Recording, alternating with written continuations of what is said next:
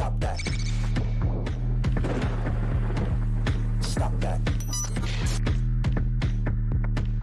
Stop that. Yeah. I hear him chat to the noise. Move too quick, can't stop for the talking. I hear him chat with the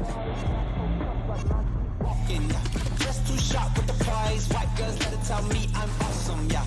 Hot like fire on the pan. If you wanna touch my please use caution. Cold like 0 degrees. I'm out the cage, gotta let out the beast. Revolutionary, gotta let out the streets. Locked in a cage, I'ma let out the sheets. We came for one man, forget my peace. You take the west side, take on the east. I'ma put him in the cage, never let out the. Yeah, I hear him chat to the noise. Move too quick, can't stop for the talking. I hear him chat with the boys. Man so tough, but mans keep walking. Yeah, just too sharp with the prize. White girls, let it tell me I'm awesome. Yeah, hot like fire on the pan. If you wanna touch my please use caution. Stop that. Stop that. Stop that. I know you all know this. I know I'm not going to be surprising anybody with what is an obvious observation that has been so for a while, but I think it bears noting nonetheless. The Tuah stuff is weird, man. It's super strange the way everyone reacts around Tuah. In the history of South Florida, for me, it's been LeBron, polarizing, understood it. University of Miami football team, polarizing, controversial, understood it. And it's Tuah. Don't understand it. He is a fundamentally decent person. In the history of South Florida sports, if it's Antoine Walker, if it's Eddie Jones, if it's Jamal Mashburn, it's a bunch of people where the hope resides on, is he good enough? That part I get with Tuah. Is he good enough? Is he good enough for me to dare to hope? But he's not arrogant. He's fundamentally decent. The people in South Florida's history that have created this kind of stir tend to be the guys who are actually lightning rods. It's Alonzo Mourning.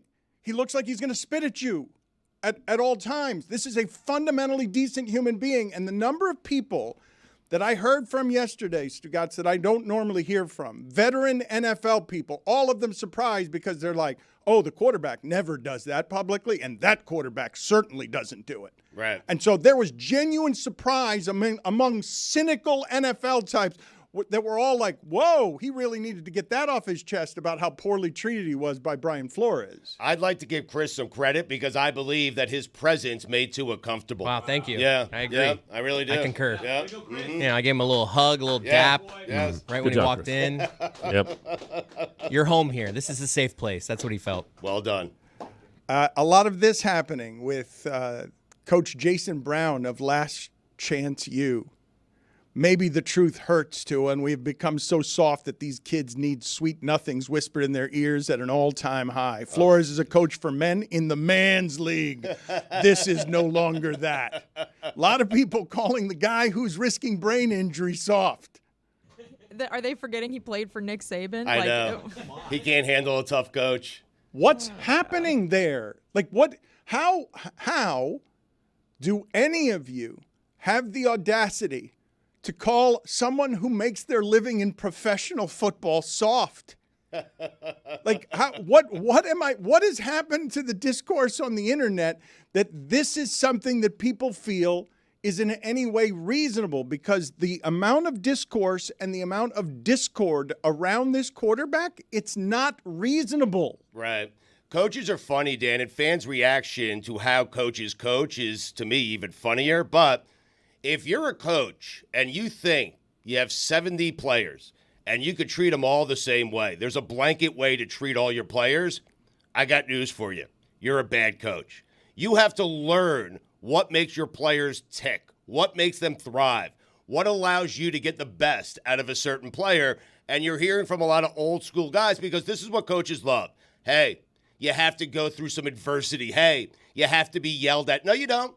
No, you don't, because perhaps by doing that, you won't get the best out of me. If I come in every day, you tell me how good I am, you'll get the best out of me. People are different. People experience criticism different. Tuah doesn't like it.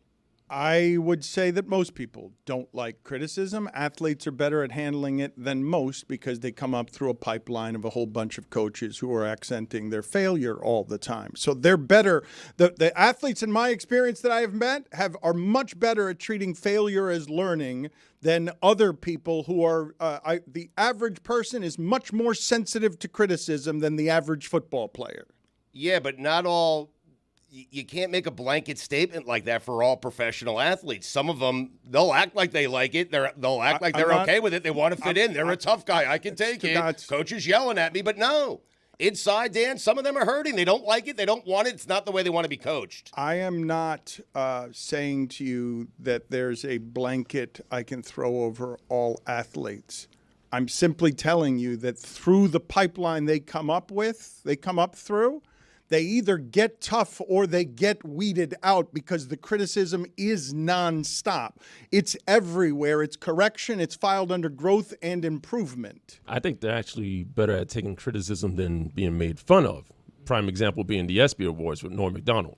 Yes, criticism is coaching. Like that's we can file it however you want. There's no disputing that the coach of the Dolphins now is willing to behave like an ally, and Belichick doesn't have a job because he taught people like Flores how to behave that way without getting any of the results. Because all those guys, Charlie Weiss, all of his disciples behave that way, and Belichick's not working right now because somebody didn't trust him to do it that way. The part that was interesting to me is the need for the unburdening when everyone at Dolphin Camp knew all of that was so. They saw how it happened. And Stugotz, I would say to you, anybody listening to this, you come out of college, you're a college kid, you're put in the furnace of here's the most difficult position in sports, figure all of it out quickly. And also your coach isn't on your side. And your offensive line is the worst one in football, and your receivers have the worst separation in the league. That will wreck a David Carr before he gets started. A number 1 draft pick gets ruined because the offensive line can't block, the receivers can't get any separation, and next thing you know, his confidence is totally shot. And if you don't have confidence, you cannot play that position. It cannot be played well without confidence. And in Tuah's case, he didn't have the backing of his own owner. And a lot of people took issue with that. Like, hey, if you're going to take out Flores, take out your owner. He didn't believe in you either. I feel like it needs to be said. It helps to have encouragement and have a nice working environment. It also helps to have Tyreek Hill. You could believe in your quarterback, and also, if Tom Brady's potentially available, try to get Tom Brady. Deshaun Watson as well. Well, I mean they were upgrades at the time. The owner didn't do the daily barrage of confidence sucking, Stugotz, where the quarterback is giving voice to. Imagine you get up every morning and you don't actually want to go into where it is you're going because you don't feel supported. Oh, no, I understand that, Dan. I'm just giving you some of the reaction to, what people heard yesterday. And they're like, hey, if you're going to take out him, take out your owner. He was going after Deshaun Watson and Tom Brady. I don't think – who's saying that? Chris Canty, I mean. You're just what are you doing? Evan Cohen, I mean. Okay, so a show that you were listening to, it was on all the shows. This is a thing that ended up spreading, and Armando Salguero writes, Tuah taking everyone behind the curtain and admitting something well chronicled, that Brian Flores was not for him and actually was against him to the point of wanting him replaced, will make some, perhaps even the quarterback, feel good about a painful chapter. But how does this unburdening help the 2024 Dolphins? The open road ahead is more important than the wreck behind. Only way bringing this up could help the 2024 Dolphins is if Tuah proves his rough time with Flo made him somehow stronger, which is what difficult life experiences often do for people. Regular season is less than 3 weeks away. Make everything about that, not 3 years ago. Tuah knows what he's doing when he answers that question that way. He's lived in this pool of lightning for long enough that he knows what's going to happen when he calls Brian Flores a terrible person. He knows that Brian Flores is today going to have to answer questions about that in Minnesota. I would say, pop psychology, Stugotz, somewhere in growing up with the contract and the safety of job security, if not the safety of your physical health in a sport that can leave you concussed, he wanted to shoot across the league. I'm here now, and I don't keep my mouth closed if something's bothering me. We were surprised last year when he went after Ryan Clark in a press conference, right? Because he doesn't do that. He knows what he's doing when he sits next to Chris Cote in those tight shorts. Comfortable. And he Nice shorts, by and the way. he I'm is wearing the, them today. He's the one who reveals himself. Wash them. Again? You're wearing the shorts again? They were in my hamper. Those Viore? Yeah, they are, actually. Nice. Big fan. I've been influenced as well. A lot of compliments on your short shorts? Those are not I was short expecting shorts. to be outside. I know you want to mention He slacks. told us the night before we but were inside. when does Dan know exactly where we're going to be? I sent you pictures of He where we did. were going to He be. did. I saw No. those slacks of like, hey, we could be here. There's also an outside tent. I saw pictures of an outside tented area. Chris has a point. It is camp, you know. You got to go with a campy feel, campy look. He doesn't have a point. I mean, Dan sent us a picture the night before. It was inside. It was air conditioned. There were couches. It's exactly where we were sitting. I knew Jalen Phillips was going to show up with short shorts, so I was Right. kind of doing You a look- thing, as you'll see. And if you think the Tuah thing made a lot of news, wait till you hear River Craycraft. Oh, my God. What happened with you and your support system when you were maligned and dragged internationally yesterday for being on the couch in a way that was less than flattering? I actually got a bunch of texts from people just being like, hey, man, I watched the whole interview and you were good in it. You helped out. Like, I felt like yesterday we drew a lot of attention to how awkward I looked in my shorts, and I added some value to the interview if you watch the whole thing. You did. Thank you. This is the support that you got from all over the internet. My amongst friends your just being friends? like, you did good. You brought good energy there. Yeah. But everyone agreed. The takeaway was whoever put you in the middle, he just sets you up to lose. It's a bad spot. Doesn't matter if you're hanging out with friends, whether you're doing an interview. There's never a situation where the middle of a couch is the spot to be. Listen, Dan, when you're guys like me and Chris, we're not the stars of the show. You're the star of the show. It says the Dan Le Batard Show, according to the Dan Le Batard Show. What you need is a few close friends just to send you a text acknowledging that you were there. Thank you. That you did something. That you asked a question. That you said, that you made somebody smile. Well, you need it. I well, needed it. Chris, I got it. Chris Cote left that interview lamenting to me via text. I really fell flat when I asked him to play the air guitar. That question, that question didn't go anywhere. That part, yeah. Because he didn't have his regular guitar. So what do? You say, hey, if you don't have your regular guitar, play some air guitar for us. And it was as awkward as you could imagine. So people are mad at Tuah for being honest. And I also didn't realize Brian Flores has so many fans in the sports media and across the world. I had no idea because people are concerned about Brian Flores and the campaign smear that Tuah laid on him yesterday. It's ridiculous. Give me a break. Do you guys not think this is weird? Can you? The whole thing is weird. Can you just observe it from all of your different angles? Jessica, Roy, Billy, do you not think it's strange the way people react to this quarterback? Unreasonable. You know, I've learned people are going to people. Yeah. Yesterday was people peopling. That's what happens. He's a lightning rod while also kind of not really saying much. I mean, he said it in this interview, but before that, he was like very. But why? He doesn't understand it, and I don't understand it. Is it just? Can you give me a He's better? never won a playoff game. Can you give me a better theory than this one?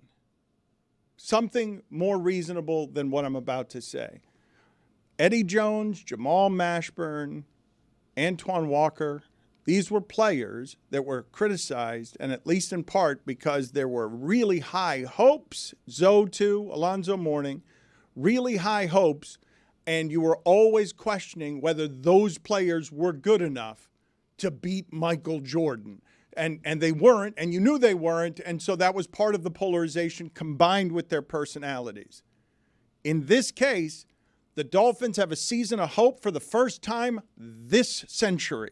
Because they have a good offense. He's the centerpiece of that. But you still wonder, would he look like that if I injured Tyreek Hill for 6 games? And you wonder it even though he's done okay when Tyreek Hill hasn't been out there. Well, that's the thing, is that he's done just enough to keep everyone still wondering and not 100% sure one way or another. Like, usually by this point in someone's career, because there was hype around Tuah, and people were tanking for Tuah until he got hurt, and then he dropped. He obviously wasn't the number 1 pick. He fell to the Dolphins at 5 or whatever it was, right? So people wanted him to either be great or not be great, and he's been good enough so far. but you don't know why he's been good enough. Is it him? Is it Tyreek Hill? Is it Mike McDaniel? I don't know. So I think people at this point are just frustrated because there's no answer right now as to who's right and who's wrong. And people want to be right or wrong, and you still don't know, is Tuah good or is he not good, and who wins this right or wrong battle. And we're like 4 years in now, and people are tired of this battle. So anything that happens, they want to either pounce on him and say, I was right, he sucks, or I was right, he's the best quarterback ever. And he gives you just enough to have both camps still wondering what the answer is. And it was the same case at Alabama, right? Like, he came in surrounded by so much talent. We saw so much Tuah on national TV after he throws a touchdown to win a national championship game in which he didn't even start. And so there's all of this feeling of, oh, Tua's propped up by all this talent, and now I think people feel the same with the Dolphins. He's the reason Jalen Hurts had to transfer to Oklahoma. That's right. I mean, think about that. The thing that he did, though, that wasn't there before is statistically, the way we measure these things, no matter who's responsible for it, when he was throwing the ball last season, he was doing so quicker and more decisively than any quarterback in the league, and he was doing it in all top 5 offensive stats that if I didn't give you the name and just showed you the numbers, you'd be like, that's a great quarterback. If I'm just showing you the numbers, you'd be like, I have no doubt about what this quarterback is. This isn't even Brock Purdy.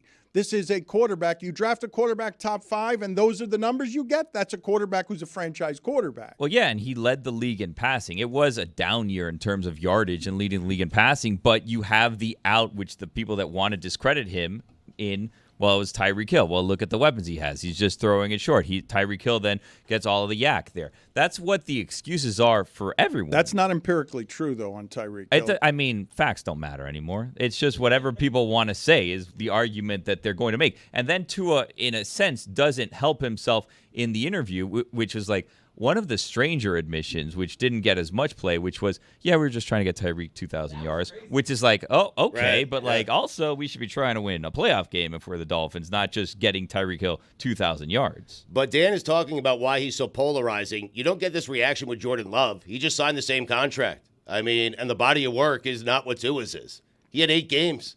No one said a word when Jordan Love signed that contract. In fact, they praised the Packers. Good job. But Jordan Love also wasn't playing for the first couple years of his career because he was sitting behind Aaron Rodgers. So there was lots of questions of Jordan Love. Even last year at the start of the season, I think there were questions of Jordan Love. And then he became one of the best quarterbacks in football for the second half. And now he gets the deal. And now you have to see who actually is Jordan Love. But if you're trying to find out what the difference is, it's that Jordan Love went to Dallas and beat the Cowboys on the road in playoffs, right? That's it. And when he's out of the pocket on defense, you're terrified. He makes plays. And when Tuah's out of the pocket, you're like, this is going to probably work out well for us on defense. To the Tuah and Tyreek Hill point also, like you saw a point in last year's season where while Tuah is, leading the league in passing and he's up there in all those numbers, the conversation is Tyreek Hill the MVP of the league? It wasn't even, is Tuah. There was a point where it's like, well, Tuah is maybe in the mix for MVP, and then it became, well, Tyreek Hill is the MVP of the Dolphins. Can I ask you guys about the psychology of this part? You would acknowledge to me, given the specific set of circumstances that had him contemplating retirement and his mother telling him that he should retire, that Tuah has gotten pretty good at decisive risk versus reward in all aspects of his life. The choice to do this yesterday with what it invites, Stugotz, it's so much easier to be quiet. It's so much easier to not say anything that could be a headline for any reason. It's what every other quarterback does. It's why veteran NFL people I do not normally hear from were like, holy shit, I can't believe that position and that dude said that. If he's good at risk versus reward, do you know how seething the rage has to be about how he feels about what Brian Flores did to him for him to choose that risk, Stugotz? Because the only reward is he gets it off his chest. There are no other rewards. What are the other rewards? There are none as far as I could see, but that's a valuable reward to get that off your chest. He's been holding that inside for a long time. I know people at Dolphins camp will say, hey, we knew about this. He doesn't have to say it publicly, right. Stugotz. He hasn't for years. But it probably felt good for him to say it publicly, that's, to me, there's value there for him. Well, in the offseason, he proved Brian Flores wrong by signing the deal, right? Like, you had the guy that didn't believe in him, that said you don't belong, and he finally signed the deal. So he finally, even with all the people questioning around him, in a sense, proved him wrong. And, like, it's not a huge risky move for him because there'll be a little bit of, talking about it yesterday and today. Maybe, they'll ask Brian Flores, whatever. But, like, Brian Flores isn't at the top of his career right now. Like, he's a coordinator. Brian Flores isn't at the top of his game. They're not going to play the Vikings. So he had a chance to take a shot at someone who was not a good person to him in his view, and he took it. But it's not a big risky play because what are the actual consequences of it? The reason I say it's a risk is because other quarterbacks aren't doing it because they invite. Mike McDaniel was being asked about this yesterday. He's like, I'm laser focused on this thing. Like, it's all that distraction bullshit. We need to feed the content machine in August because football's around the corner, and YouTube wants to charge you $700 for the NFL Sunday ticket. That's ridiculous. I'm telling you, I'm thinking about going back to old school, in terms of consumption of football, Dan, where I just get the CBS game of the week, I get the Fox game of the week. The old bunny ears? Oh, I love it. Yeah, whatever game I get. I mean, that's it. You don't want You that. were so full of as if that happened to you, you'd be like, oh, this is great. You would never get the Jets. Saints Falcons at 4 o'clock. Great. Yo, chicken thigh. I get every Dolphin game.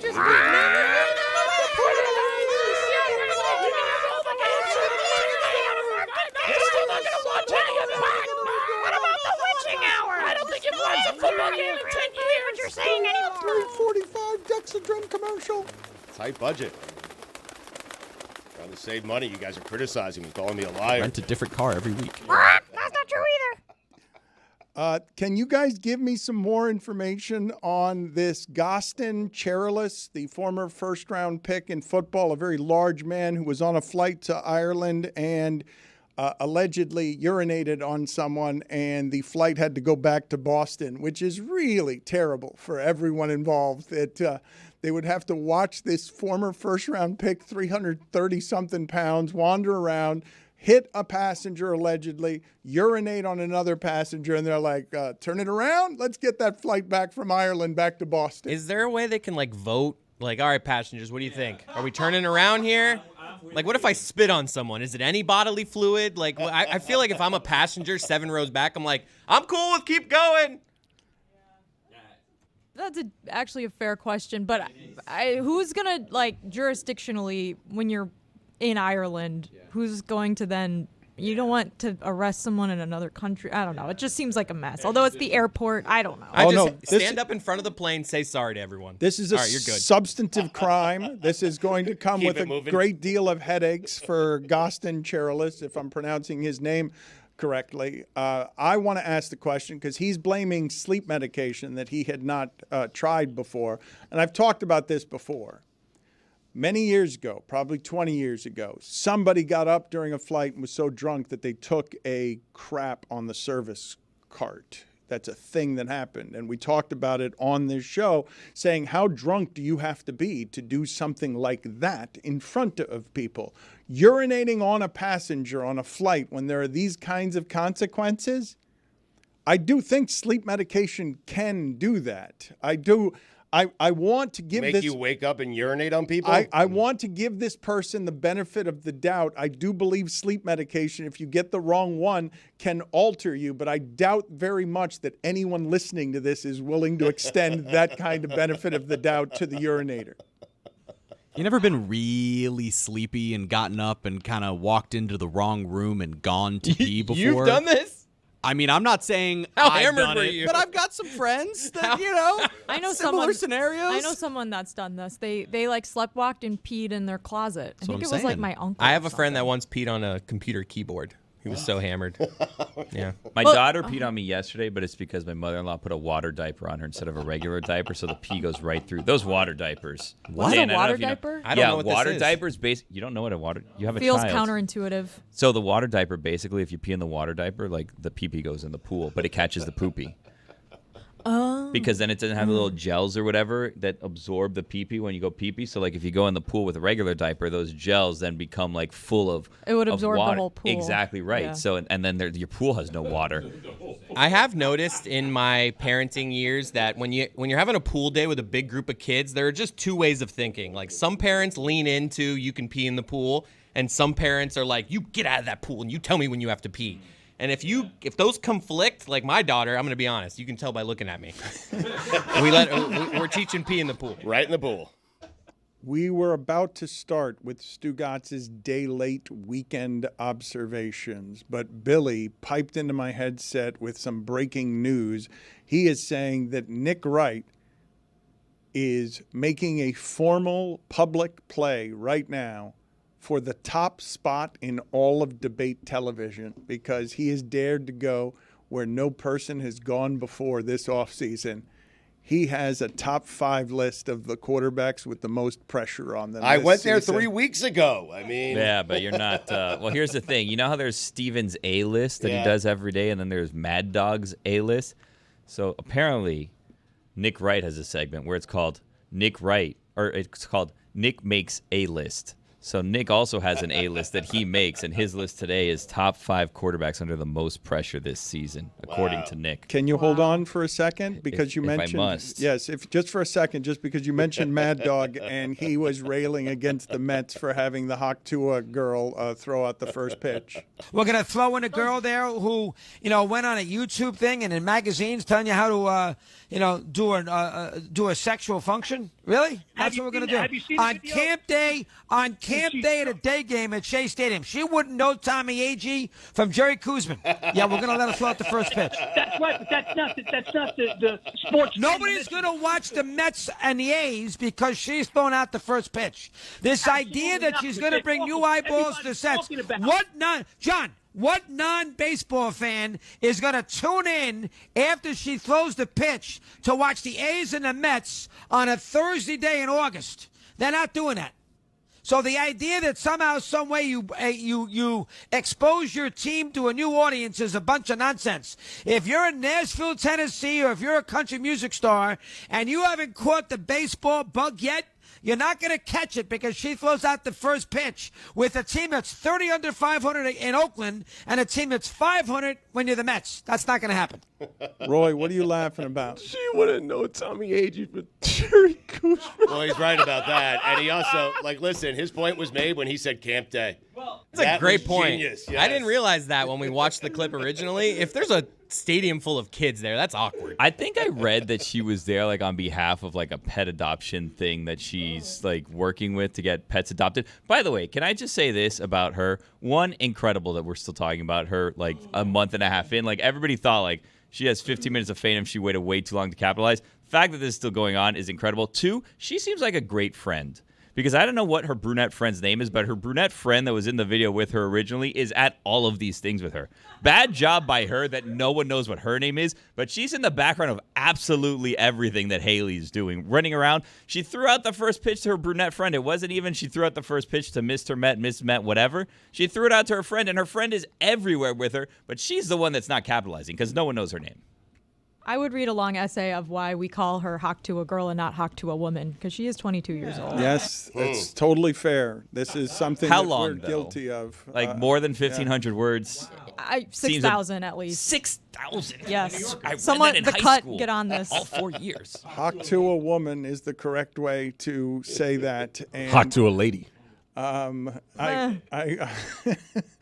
done, Roy. Number 5, Josh Allen. Really? What? Ta-da! I wrote it down. Really? I wrote that down. Wait, so you've got your own list? Okay, so you agree with Yeah. Nick Wright that you have. I wrote Josh, yeah. Yeah, but you have it number 3 there. No particular order. I mean, I just wrote down 5 names. That's all. Number 4. Jalen Hurts. Oh, my God. Look at that. He's got it at number 5. Weird thing to get excited about. Number 3. Tuah. You didn't have 2 on your list. Nick wrong. Yeah. Number 2. Brock Purdy. Yeah! Someone's above Brock Purdy. Stugotz has Purdy number 1. Oh, no particular order. Number 1, Billy. Aaron Rodgers. Oh! Curveball. Huh. That is a good one. I had Putting Purdy Lamar. at one.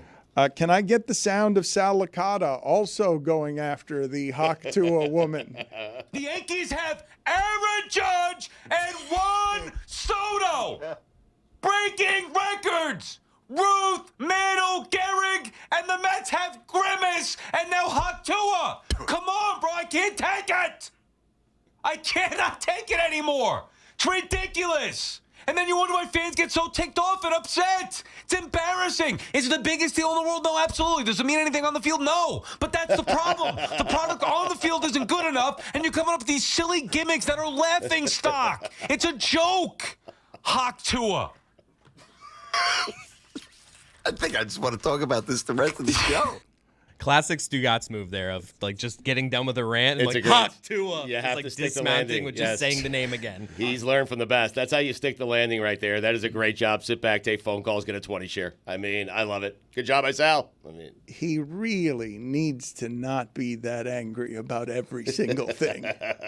There needs to be a dial gauge on that. Like, turn it down to 9 once in a while, Sal. Dan, you can't ask for gas bag of the week sounds every week and then be like, these guys are too angry. right. I don't get gas bag of the week. That was a sounds. submission. Yes. I have Gas yet- bag No, that's of the week. I don't get Came gas after. bag. Congrats, there were Yes. two. Right. That was great. Do we now vote for a favorite, or how does this work? We've never had two before. We have had two before. We rarely have one, but we have had two before. We're going to get to Stugotz's weekend observations in just a second, a day late. But this is from your boy Jimmy Traina, who writes, whoa, whoa, whoa, huge NFL Sunday ticket news. YouTube TV and YouTube users will be able to build custom 2, 3, or 4 game multi-view panels, a function that YouTube tested last season. So I told you earlier that if you were to buy it through the Apple app, you would have to pay between $680 and $720. Which is $300 more, Stugotz, if you want your all the Sunday football. That's steep, and you'd be making a mistake, obviously. You can still get it by half that price in a bunch of other places, but we are headed toward a place where football is going to be so expensive and all this streaming is going to be so expensive that you're going to price out a huge number of fans. Like you can't keep throwing these multi-$100 fees at people, Stugotz. Like it's not, people are struggling too much today with inflation and with a cup of coffee costing you $7. Like, you can't keep hitting people just because you found new oil streams for your sports services with all of these fees that are going to make it so that a class of people cannot watch all your games. I mean, you can do it. They are doing it. It's up to people to budget. How important is watching the NFL on Sunday to people and their families? So it's going to be interesting. See, I understand what you're saying. You're going to lose some fans. I don't think the NFL cares. If they don't have as many eyeballs, they're raking in the cash. I mean, from multiple platforms. That price tag, if you're somebody who works at or around minimum wage, it's your entire salary. And all this coming on the heels of the NFL losing an antitrust litigation suit for $4 million, which was overturned, by the way. Mm-hmm. So all that on the heels of that, now $4 billion. $4 billion $4 with a B. billion. Yeah. With a B. With You an always M. have the CBS game of the week, Roy, and then Fox. I mean, they're yeah. free. We can't go back at this point. We're all too addicted to it. Let's do Stugotz's weekend observations, please. It is time for Stugotz to share his game notes. No one in the media will tell you what happened better than my boy Stu. Weekend observations brought to you by Miller Lite. Great taste, just 96 calories, available for delivery. Dan, rather than focus on what we don't have, I'd rather focus on what we do have. And what we do have is Florida State at Georgia Tech from Dublin. A sneaky good Montana State team on the road at New Mexico. I like the Bobcats. And the grand finale at 12 midnight. The Hawaii Rainbow Warriors at home. And Dan, just like that, make no mistake about it, college football is back. That's right now. Well, I mean, Couple days. It's upon us. It's Yes. this week. Yes. It's Yep. here. Yeah. Yep. Midnight Hawaii, man. That's how you kick it off.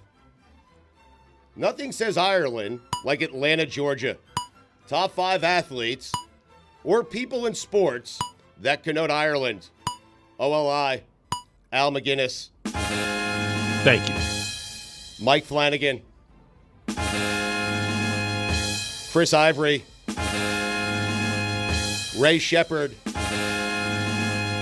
For you, Roy. Number 5, Ryan Leaf.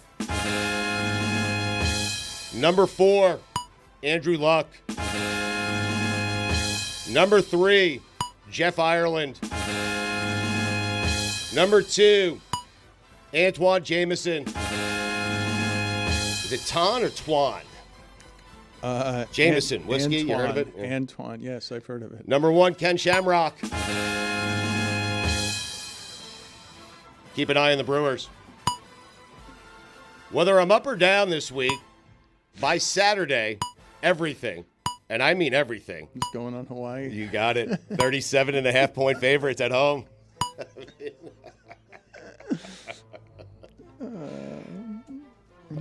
Can't wait. And it's just you wake up in the morning and find out whether you won your bet or not. I've never right? watched a Hawaii game. The Brewers are 11 games up. What are you keeping an eye on? They've clinched the division They're practically. getting hot. I'm excited. Brew Crew. Yeah. Yelich out for the year, huh, Stu? Yelly. Did you know that? I didn't. But they've won 5 straight without him, which begs the question, are they better without him?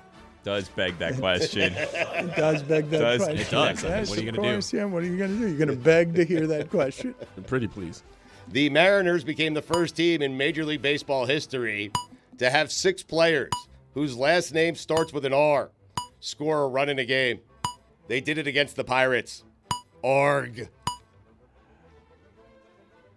Oh, you got applause from Jeremy. I mean, what? Not the applause I wanted, but I'll take it. Sometimes you need a friend, any friend. Right, yeah. Chris, you did great yesterday. Got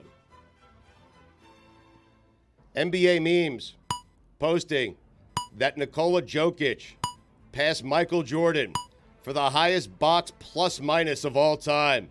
Hey, NBA memes, the only box you need is one where you throw Jokic's rings in and another one where you throw Michael's rings in and tell me who has more. Jokic, -5. You know what the J in Jokic stands for, Dan? I do not. Not Jordan. You know what the N in Nikola stands for? Not Jordan. Not even close. Okay. It's a good guess, though, man. Thank you. Football isn't back until Mitchell Trubisky is on a field somewhere doing what he does best, throwing interceptions. Hey, Mahomes, do it in a big spot. I dare you.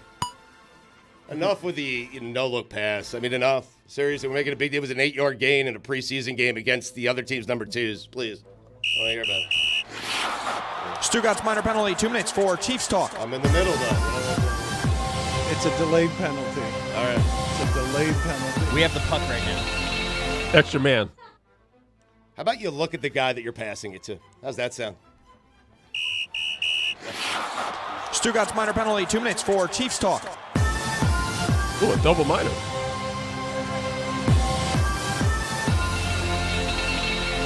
Delayed 4 minutes? Yes. Damn.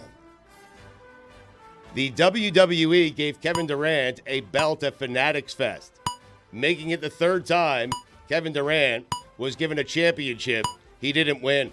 StugottsBook.com. Mac Jones is a Jaguar. Trevor Lawrence looks straight ahead. Chelsea, the rare club. The more money they spend, the worse they get. Jim Harbaugh going through pregame warm-ups with receiver gloves on. I love him. He's so great.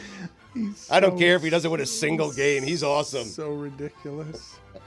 Receiver gloves. It is. It's just what would happen if an NFL team was run by a lunatic.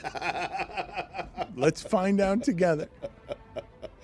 4th quarter Stetson Bennett would be one of the best quarterbacks in the NFL, but only 4th quarter Stetson Bennett.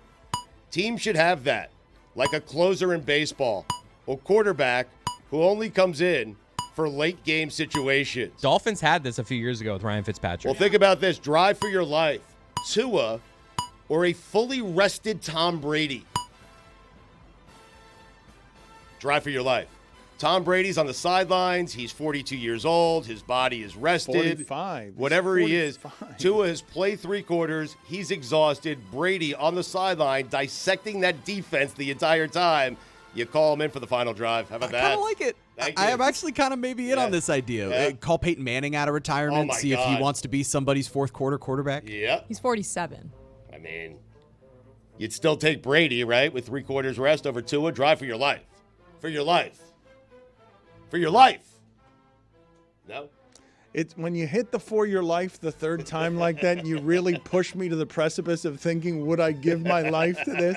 What would I feel better about as the bet? Not as a silly, stupid sports conversation, but just for my life. Right. I think I have to give it to Brady just because he's already sold his soul to the devil for all of the fortune that has come his way. So perhaps he's got some secret deal he can make on my behalf. They're talking about you guys right now on Get Up. Really? I mean, it's just the Flores Tuah thing, and it's crediting our show. You think you're right? Is it you in the middle with your shorts? No, on they're the not. sofa? They're not showing it. It's more just the topic bar, but they're talking about us. Does it say with Stugotz or just the Le Batard Yeah, Show? it's Because just I saw LeBatard that Show, yeah. a few LeBatard times Show. I get that a yesterday. lot. I see Stugotz's name there. Oddly, I get it here a lot, too. Sorry. Broncos still haven't named Bo Nix as their starter. If they won't name him, I will. He's their starter. Thank you, Denver. I appreciate the opportunity. He's starting. Yeah, he's starting. Yeah, it probably It's is. the big secret. He's good, Dan. Commanders also named their starting quarterback as well. Daniels is going to start for them. Right. That's crazy. Did anyone think he wasn't going to start? Well, but I mean, it's still crazy, though, that we're going back to that model now. Just play him right away. That is crazy. I mean, Rodgers waited, 2 years? Mahomes waited. Yeah, a year for Mahomes. Did Marino wait? No. No.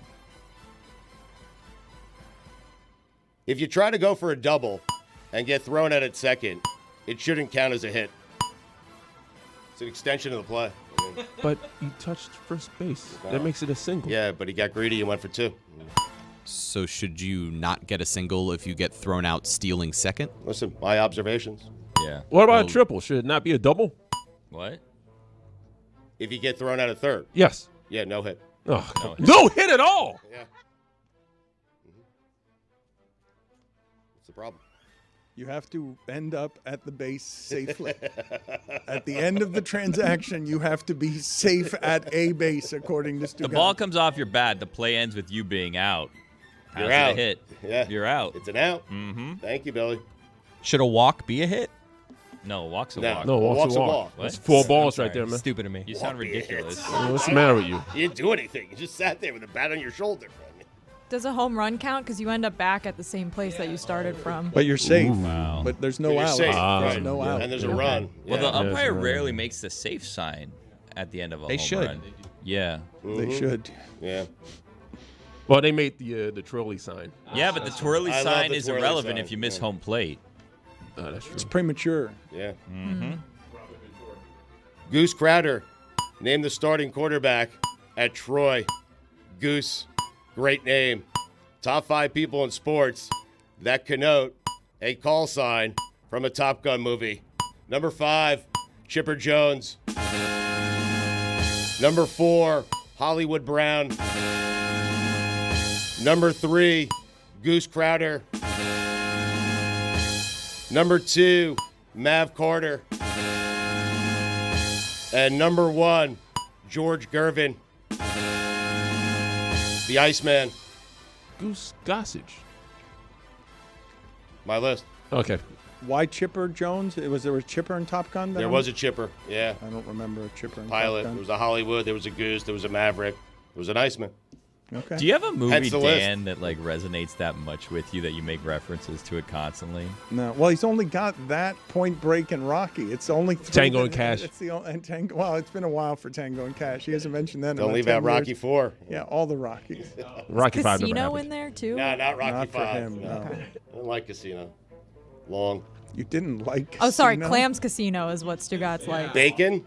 Oh, the best. My bad. Little League Classic. Great for the game. Also, pay the teachers and save the whales. Tired of that. When they said the Yankees and Tigers were playing at a Little League stadium, I just assumed they were talking about Yankee Stadium. Short porch, Dano. Short porch, yeah. This is going to sound impossible, but I feel like we're not talking enough about Caitlin Clark. I mean, she's incredible. I mean, she might be the greatest basketball player outside of Michael Jordan I've ever seen. She's great. Yeah. Yeah. Jess. You took the take like one step too far. My like you dad, went flying you're by. right, you're yeah, right, you you're just- right. I apologize. But my dad, he was over the house, and he has never asked me to sit down and watch a WNBA game, and he did. This past weekend, he did. He wanted to watch. I didn't watch, to be honest with you. I went out, played a few holes, had a couple of heaters. He was watching the game. That's not what we're objecting to. It's still early though on Caitlin. She could pass Michael, right? Yeah. Yeah. What? It's still early. His Yeah. first rookie year, Dan. 7 rings to go. What? Well, she hasn't even played it. There hasn't been an opportunity to win a ring yet. Stugotz has not ever acknowledged that anyone could ever pass Michael Jordan under any scenario, real or imagined. Can I ask a question without being called a sexist? No. Scary start, but go I ahead. guess we'll find out. Can we change the court for the Indiana Fever? Oh, I hate their court. Oh, like the so gray. ugly. It's the same the as like grays. the Nets court. It's just like Terrible court. desaturated. Yeah. When I think of Daniel Jones, the first thing I think of is him chasing down a defender after an interception. By the way, Billy, that was sexist. When Caleb Williams' career is done, they should build a statue for Bryce Young outside of Soldier Field for being so bad it allowed Chicago to draft Caleb Williams. Congratulations to the Bears for being bad at the exact right time. The Jets would have drafted Drake May. Xavier Worthy. Jesus Christ. Skip cookies there, Chris. Daryl Housh-Doucette, quarterback of the USA National Flag Football Team, called it disrespectful to assume NFL players will take Olympic team spots when the sport debuts at the 2028 Los Angeles Games. Hey, Housh, I got news for you. If Patrick Mahomes wants your spot, he's getting your spot. You agree? Yes. I understand what he's saying. It's unfair. This is my lane. I'm the flag football guy. But if Mahomes wants to play, he plays, right? We all want it. I mean, who cares about Housh? Yes, more Mahomes is good. Everyone would like more Mahomes. Yes. Except for Housh. Except for Housh. Right. Death, taxes, and Mekhi Becton getting hurt. Also, he's an Eagle. Their problem now. Report, John Rahm is experiencing deep regret over his move to live. You know what they say, Dan? Money isn't everything. I didn't say it, but they do. I told you this about Rahm. I told you this a while ago. Yes, you did. I did. Thank you. He's haunted, man. Every week with this guy. And you got paid $350 million. You made your bed, now lay in it. And rub $1 million bills all over your nipples. What happened there? I don't think there are any $1 million bills. There should be. There's something sad about watching preseason football. Every morning I try to get the bank to give me one.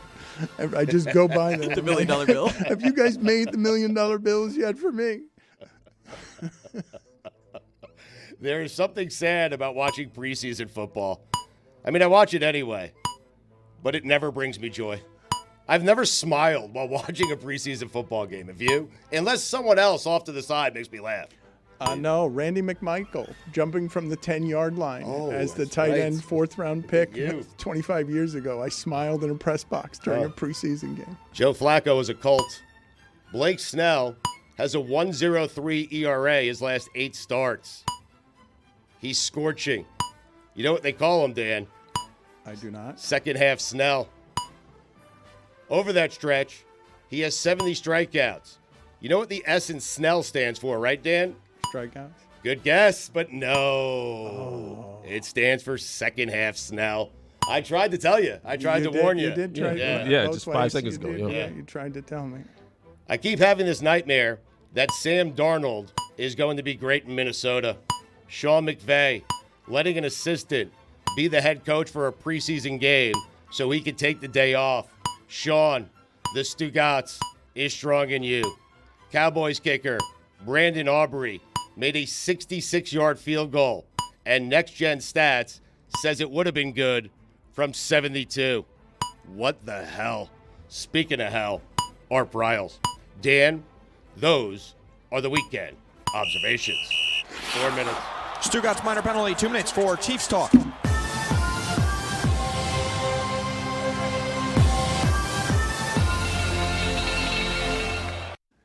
If you have been listening for a while here, you have heard me say some version of when it comes to politics, I believe all the sides are purchased, that corruption is something that is more rampant in government all across the board, no matter where it is that you position yourself, so that the game of politics and anyone who wants into politics, I enter with an inherent bias, thinking that person is not interested in change, is only interested in power. If that's what your career choices are, it's an ugly way to make a living. There are altruistic people out there trying to do the right thing, and they get swallowed by all of the breaks in the system. But if you were watching last night, I didn't want this moment to get by without comment, because I thought it was fairly extraordinary. We've noticed over the last few years that people in power do not willingly give up that power. It must be taken from them. That is what the cries for equality are, and it's why they so often sound like threats. The idea that Joe Biden, who I've had plenty of criticism for, but who seems like a decent man, the idea that he would in these times be selfless enough to do what is best for the country, what is clearly and obviously best for his party, the fact that he would willingly choose to give up power when the other side is so brazen about what needs to be done to keep power, gerrymandering, federal judges, Mitch McConnell, all of it, like it's a fairly extraordinary thing that a sitting U.S. president talked into it by loved ones and people who care about the party would do the selfless, noble thing. It's a legitimately heroic act. Yeah, it's country over ego in this situation. The problem with last night, however, was he gave a 48-minute speech, but it was after 11 o'clock. They went on way too long last night. They cut James Taylor's performance. I mean, if you know your target demographic for your, middle-class white voter in their 50s or 60s, they are furious that James Taylor performance was cut. I tuned in around like 9:15. I'm like, oh, Biden must be going up soon. I thought it was going to end at 10. It was like just Steve Kerr going. And I'm like, wait, he's first? There's still a lot. I'm like, okay, I've seen enough. Wait, did he talk about not playing Jason Tatum in the gold medal game? They were in the United Center, so he had to do the old, I've had a lot of good memories here. Oh, yeah. We celebrated here in the 90s, remember? He did like a Clinton thing. He was like, let's do it again. That's a tough spot for Kerr. That's just a difficult, out of your element, making a public speech, no matter how confident you are, no matter how much of a champion you are, being a charismatic speaker at that moment, in that moment, it would be very easy to choke. It would be very easy to be starched. How do you think the night-night thing was pitched to him? Is that just him, like, I'm closing with this, or do they have like a social media person that's like, hey, this he has a speechwriter or this will something? crush on social if you end with night-night? That's a great question. I'm not going to lie, Chris. I didn't peg you as having watched more of the DNC than I did. I just watched Steve Kerr, and then I was like, I got it. After 11:30, you're losing most of You're the losing me audience. for sure. You're losing just about everybody. I was very pleased to hear something here that we don't normally have happen around here. Roy and Jessica are taking a trip deep into the Keys in order to get maximum Key West culture. I don't think any of us in the group have ever done that with anyone else in the group in 20 years doing this. What are the details of this trip? Yeah, so I am attending the Barton and Bear Key West Invitational, and they're raising money for the National Pediatric Cancer Foundation. I'm a part of a barbecue team. You are. Is Jess No, Jessica is going to have another role in this one. I'm on the team with a friend of this show, Dave Williamson, and Jody Flanagan, who is the pitmaster in this situation. Is this D. Flanagan? No, this is okay. not D. Flanagan. No, Sorry. No. So would have been amazing. But it sounds like Just you're a random person excluding. named Flanagan? It seems like you're No, excluding she's a chef. Jess I in the way believe. that this has been Well, presented. Dan, we're still working out some of the finer details, but I will either be judging at the barbecue contest that Roy will be cooking in, or I may be part of the team Roy's on, TBD. But this is a charity. Don't worry You about it, could either Billy. be on a team or choosing the winner. This seems. Are you going to vote for Roy? If you Yeah, this seems No, quite. I You would should hold it never- against him. I If he would doesn't let you never on do his team, that. you should make him lose. I mean, if his barbecue's not good enough, I'm not going to vote for him. unbiased. However, I'm really excited for it. I think we're gonna be shooting a video. I'm not sure the details. Me and Lehman are going we're going on our own dime. This is a little vacation for us, and we're just happy to be part of this nice, great charity event, and we're really excited for it. Also, Ken Griffey Jr. is one of the judges as well. Would you be into at all staying on an Airbnb houseboat type of situation? Is that something that I find I have a hard time when I'm in Key West picking a place where I'd like to comfortably stay because the ocean will batter everything, and anything in Key West tends to be pretty beaten up. I would absolutely stay on a houseboat. That sounds like a lot of fun. Yeah, no, the bathroom situation, not for me. The toilets are tiny. They make that scary airplane noise when you flush them. I don't want to sleep on a boat, but more importantly, I don't want to shower on a boat. Yeah. But I mean, Lehman's whole family, they're fish people. They love fishing trips, and they want to sleep on the boat all the time. And his dad wants to sleep on boats just for fun, even if he doesn't have to. And that just. I'm happy for them that they like fishing so much, but that doesn't mean that I have to. Lehman, more like seaman. I guess you could say that. Speaking of fishing, that's what we're going to end up doing on Friday, and on Saturday we're going to try to catch lobster. Is the barbecue, does this have anything to do with why it is that Jessica has wanted to talk about whatever this Mr. Meat Master is? Does this have anything to do with barbecue? I don't know what Mr. Meat Master is. Wait, are you barbecuing fish? No, the barbecue event is on Sunday. So it's just a mishmash for charity. Yeah. We do have the That's what they protein. should call it. We do have the proteins, by the way. It's going to be tri-tip, New York strip, turkey breast, and baby back ribs. No, Dan, Mr. Meat Master is now apparently a new sponsor of the University of Miami Hurricanes, which implies the existence of a Mrs. Meat Master who I would like to meet. What is Mr. Meat Master? What is that? It's just a Do- sponsor? A master of meat. Okay, but that's... What do you want me to know what that is? I thought that perhaps Mr. Meat Master, if you're going to be talking about it all the time, and there's well, is it? It's Mr. Meat Master. Mr. Meat I mean, Master, what else yeah. could it be? Is it a grilling aid of It's the some beef sort? that athletes eat, Dan. It says so right here on MrMeatMaster.net. So is it grass-fed beef? Is it a You better? have a lot of questions about this beef. I mean, You I can become an understand. owner. Join our investor community and be part of shaping a healthier, more delicious, and sustainable future. Partner with Mr. Meat Master as we work together to transform the beef industry. Also, speaking of Miami, have we talked about Life Wallet yet? I mean, what's We going did on talk there? about this yesterday, yes. Mike Ryan explained to us that John Ruiz doesn't give very much money and isn't very much involved, even though he would like to bluster his way up to the top of NIL. So. Glad that's cleared up then. All right, moving on. I'm excited for the Keys with Roy to close the loop on that. Excited to be part of a great cause, and to get out of Miami for a couple days where the high there is only 87 degrees and not 95 degrees. So that will Nice. be a really nice break from So the you heat. guys are going deep down to Key West, right? Like Oh, that's yeah. deep in the Keys. I prefer Key Largo. You're Oh, it's the in, you're best. out. Yeah, it's Hour and a fantastic. half. Right. Love West, Key Largo. Key West could be 6 hours each way. I mean, It could be. I know. I hope it's not. It could be, though. We'll see. Right. Willow's coming. It'll be nice. Looks like you can buy meat from Mr. Meatmaster. Like it's like They have sealed. beef boxes. Yeah, the I mean, beef yeah, box. it's Mr. Meatmaster. Yeah. You've got to be careful about when you decide to drive there. I would go either very early or very late. Otherwise, I go now. A 3-hour trip will become a 6-hour trip very quickly. One accident, only one highway going in and out. All of it is very dangerous. you arrive at a point where there's just one lane.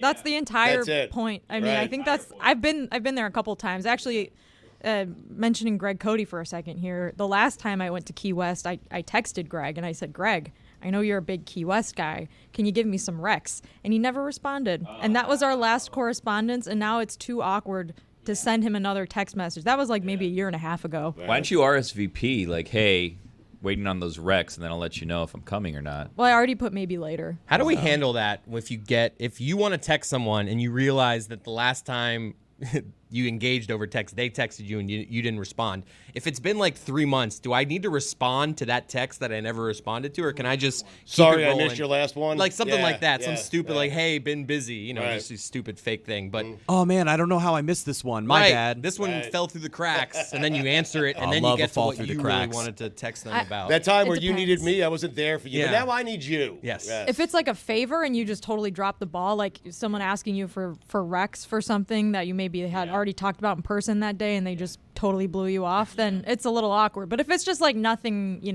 like, hey, what's up, and you missed it, I don't think. I also find it's hard when you're trying to book someone on the show and you have a texting relationship with them. Like, do I just go right into, hey, can you join us this time? Or should I do the whole, hey, hope you're well, how are things? By the way. And then make the ask? Right, so it's like I Wait feel for them to respond first and then ask them after? I always feel awkward with all of How much that. of a conversation do you need to have with them before you ask that question if you don't just ask it in the first text? I've just gone with, hope you're well, here's my ask. Just the way put to it do all it. on the table. I'm not going to be fake. How many consecutive happy birthdays do you send someone that they don't reply back when you realize that's your only exchange with the person? Is once a year I tell them happy birthday, and then the next year I go to tell them happy birthday. It's like, oh, I've done like our only text exchange is me saying happy birthday. You never really, you'll say thank you. You never tell me happy birthday. We really never talk about anything else. Like, we're just not friends, it seems. Do you answer all of your birthday texts? I try to, yeah. No, get out of here. I even try to, like, if someone like will put like on Instagram or whatever, like I try to do more than just heart. Like I'll say like a thanks. Like I have like a rotation, like 3 or 4, like thanks, hey, thanks, man. Thanks, hey, my thanks. dude. That's my appreciate go-to. it. I don't really hit people with my dude. For gender? My guy. Doesn't matter what the gender Well, is? my girl. I like thumbs up. I mean, Just no, thumbs up is. I love that one. Might as well be a middle finger. Or just heart it. What's Thumbs up worse? for happy birthday? Ugh. What's worse, a thumbs up or just a thanks? Thumbs Put up. this on the poll, please, Juju, at Le Batard Show. Do you answer all of your birthday texts, yes or no?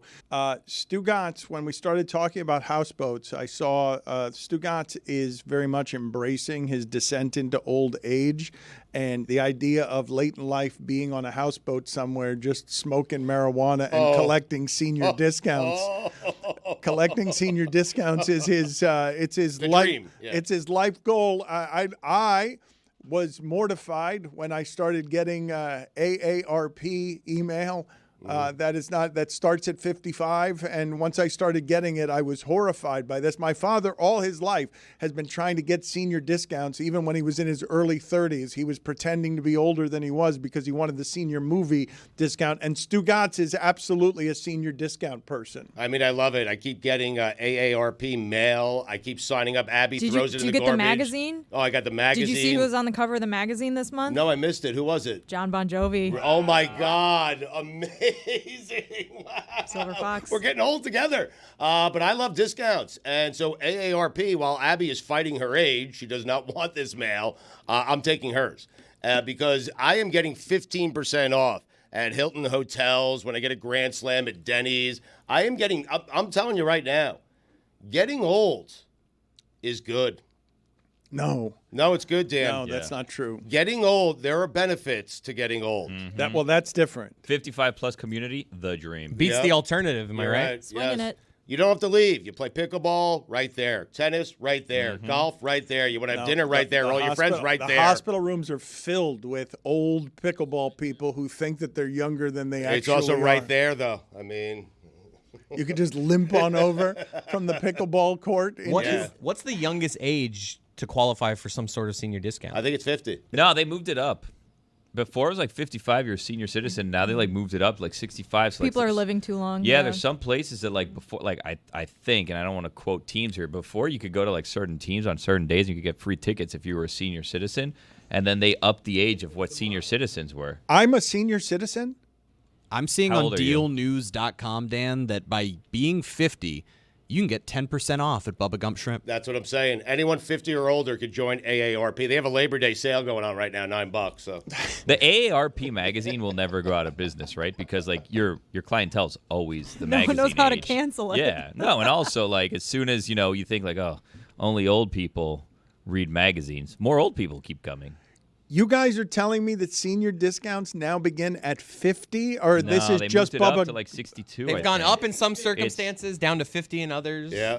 What's the early bird special age group? That's like 55 plus, right? I always thought of early bird being 60 and over. I thought that senior discount I think of as over 60. I don't In think India, of it as it's 55. 60, but you're not in India. What about Indiana? Right, you're here. Yeah. 55 years old sounds a bit young. Thank you, Stugotz, for that clarification. I am indeed here. It's good work by you Just to cleaning it up be for that Billy. be that kind of observant. 55 for us. probably sounds young when you're 55, but it probably sounded old when you were 45. It's all relative, Dan. That's what I'm learning about aging. Let's play here some video and some sound of Lane Kiffin, because we were talking about college football here in the University of Miami, and we were also talking about just the sheer lunacy of Jim Harbaugh. Lane Kiffin, to me, is to college sports, and with a smirk. It's not crazy. He's in on the joke. Harbaugh's not in on the joke, Stugotz. Harbaugh, No, he's serious. Yeah, you're laughing at him, you're laughing with him, and he's like, carpe diem, I'm going to squeeze the blood out of your neck with my bare hand. And this thing that looks like a smile, it's not. It's just ferocity masked by teeth. Lane Kiffin has a sense of humor about himself, and he's doing the Nick Saban type of product placement press conference where there's clearly a Coca-Cola near the microphone, and Coca-Cola is a sponsor for Lane Kiffin's speech here. I don't think this is what they had in mind. Does anybody drink Coke? You realize that 130% of your sugar for the entire day is in this one bottle. You have to eat 15 oranges to get the sugar out of the Coke. 65 grams of sugar. When was the last time you had a Coke? A long time. I don't know. Chris Lowe drinks Coke, though. I do know that.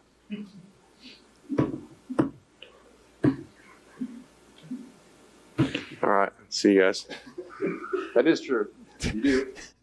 Kick, save, and abuse. Man, I can relate so much to the, hey, there's a guy over there that drinks Coke. Like, if this was our setting, Dan would be like, Billy's always drinking Coke.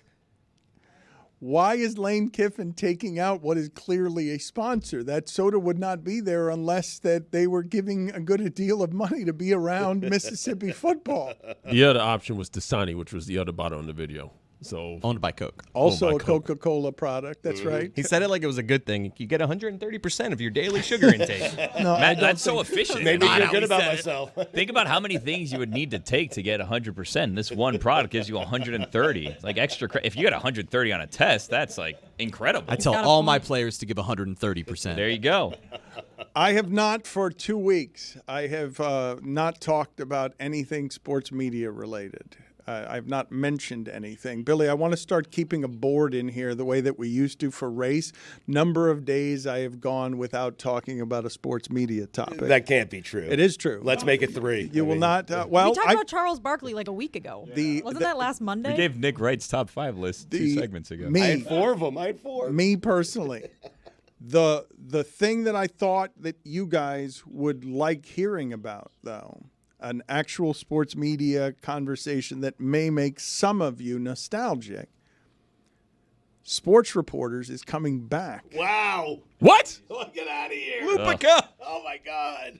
Main channel? Who's doing it? Only on YouTube. Whoa, man. Only on YouTube. Hosted by Jeremy Schaap. Yeah. Dick, All right. Dick Yes. Schaap's Yes. son. Yes. Let's Yes. go. Deserves it. Yeah. Legacy. Now, the original producer of Sports Reporters has passed on, Joe Valerio.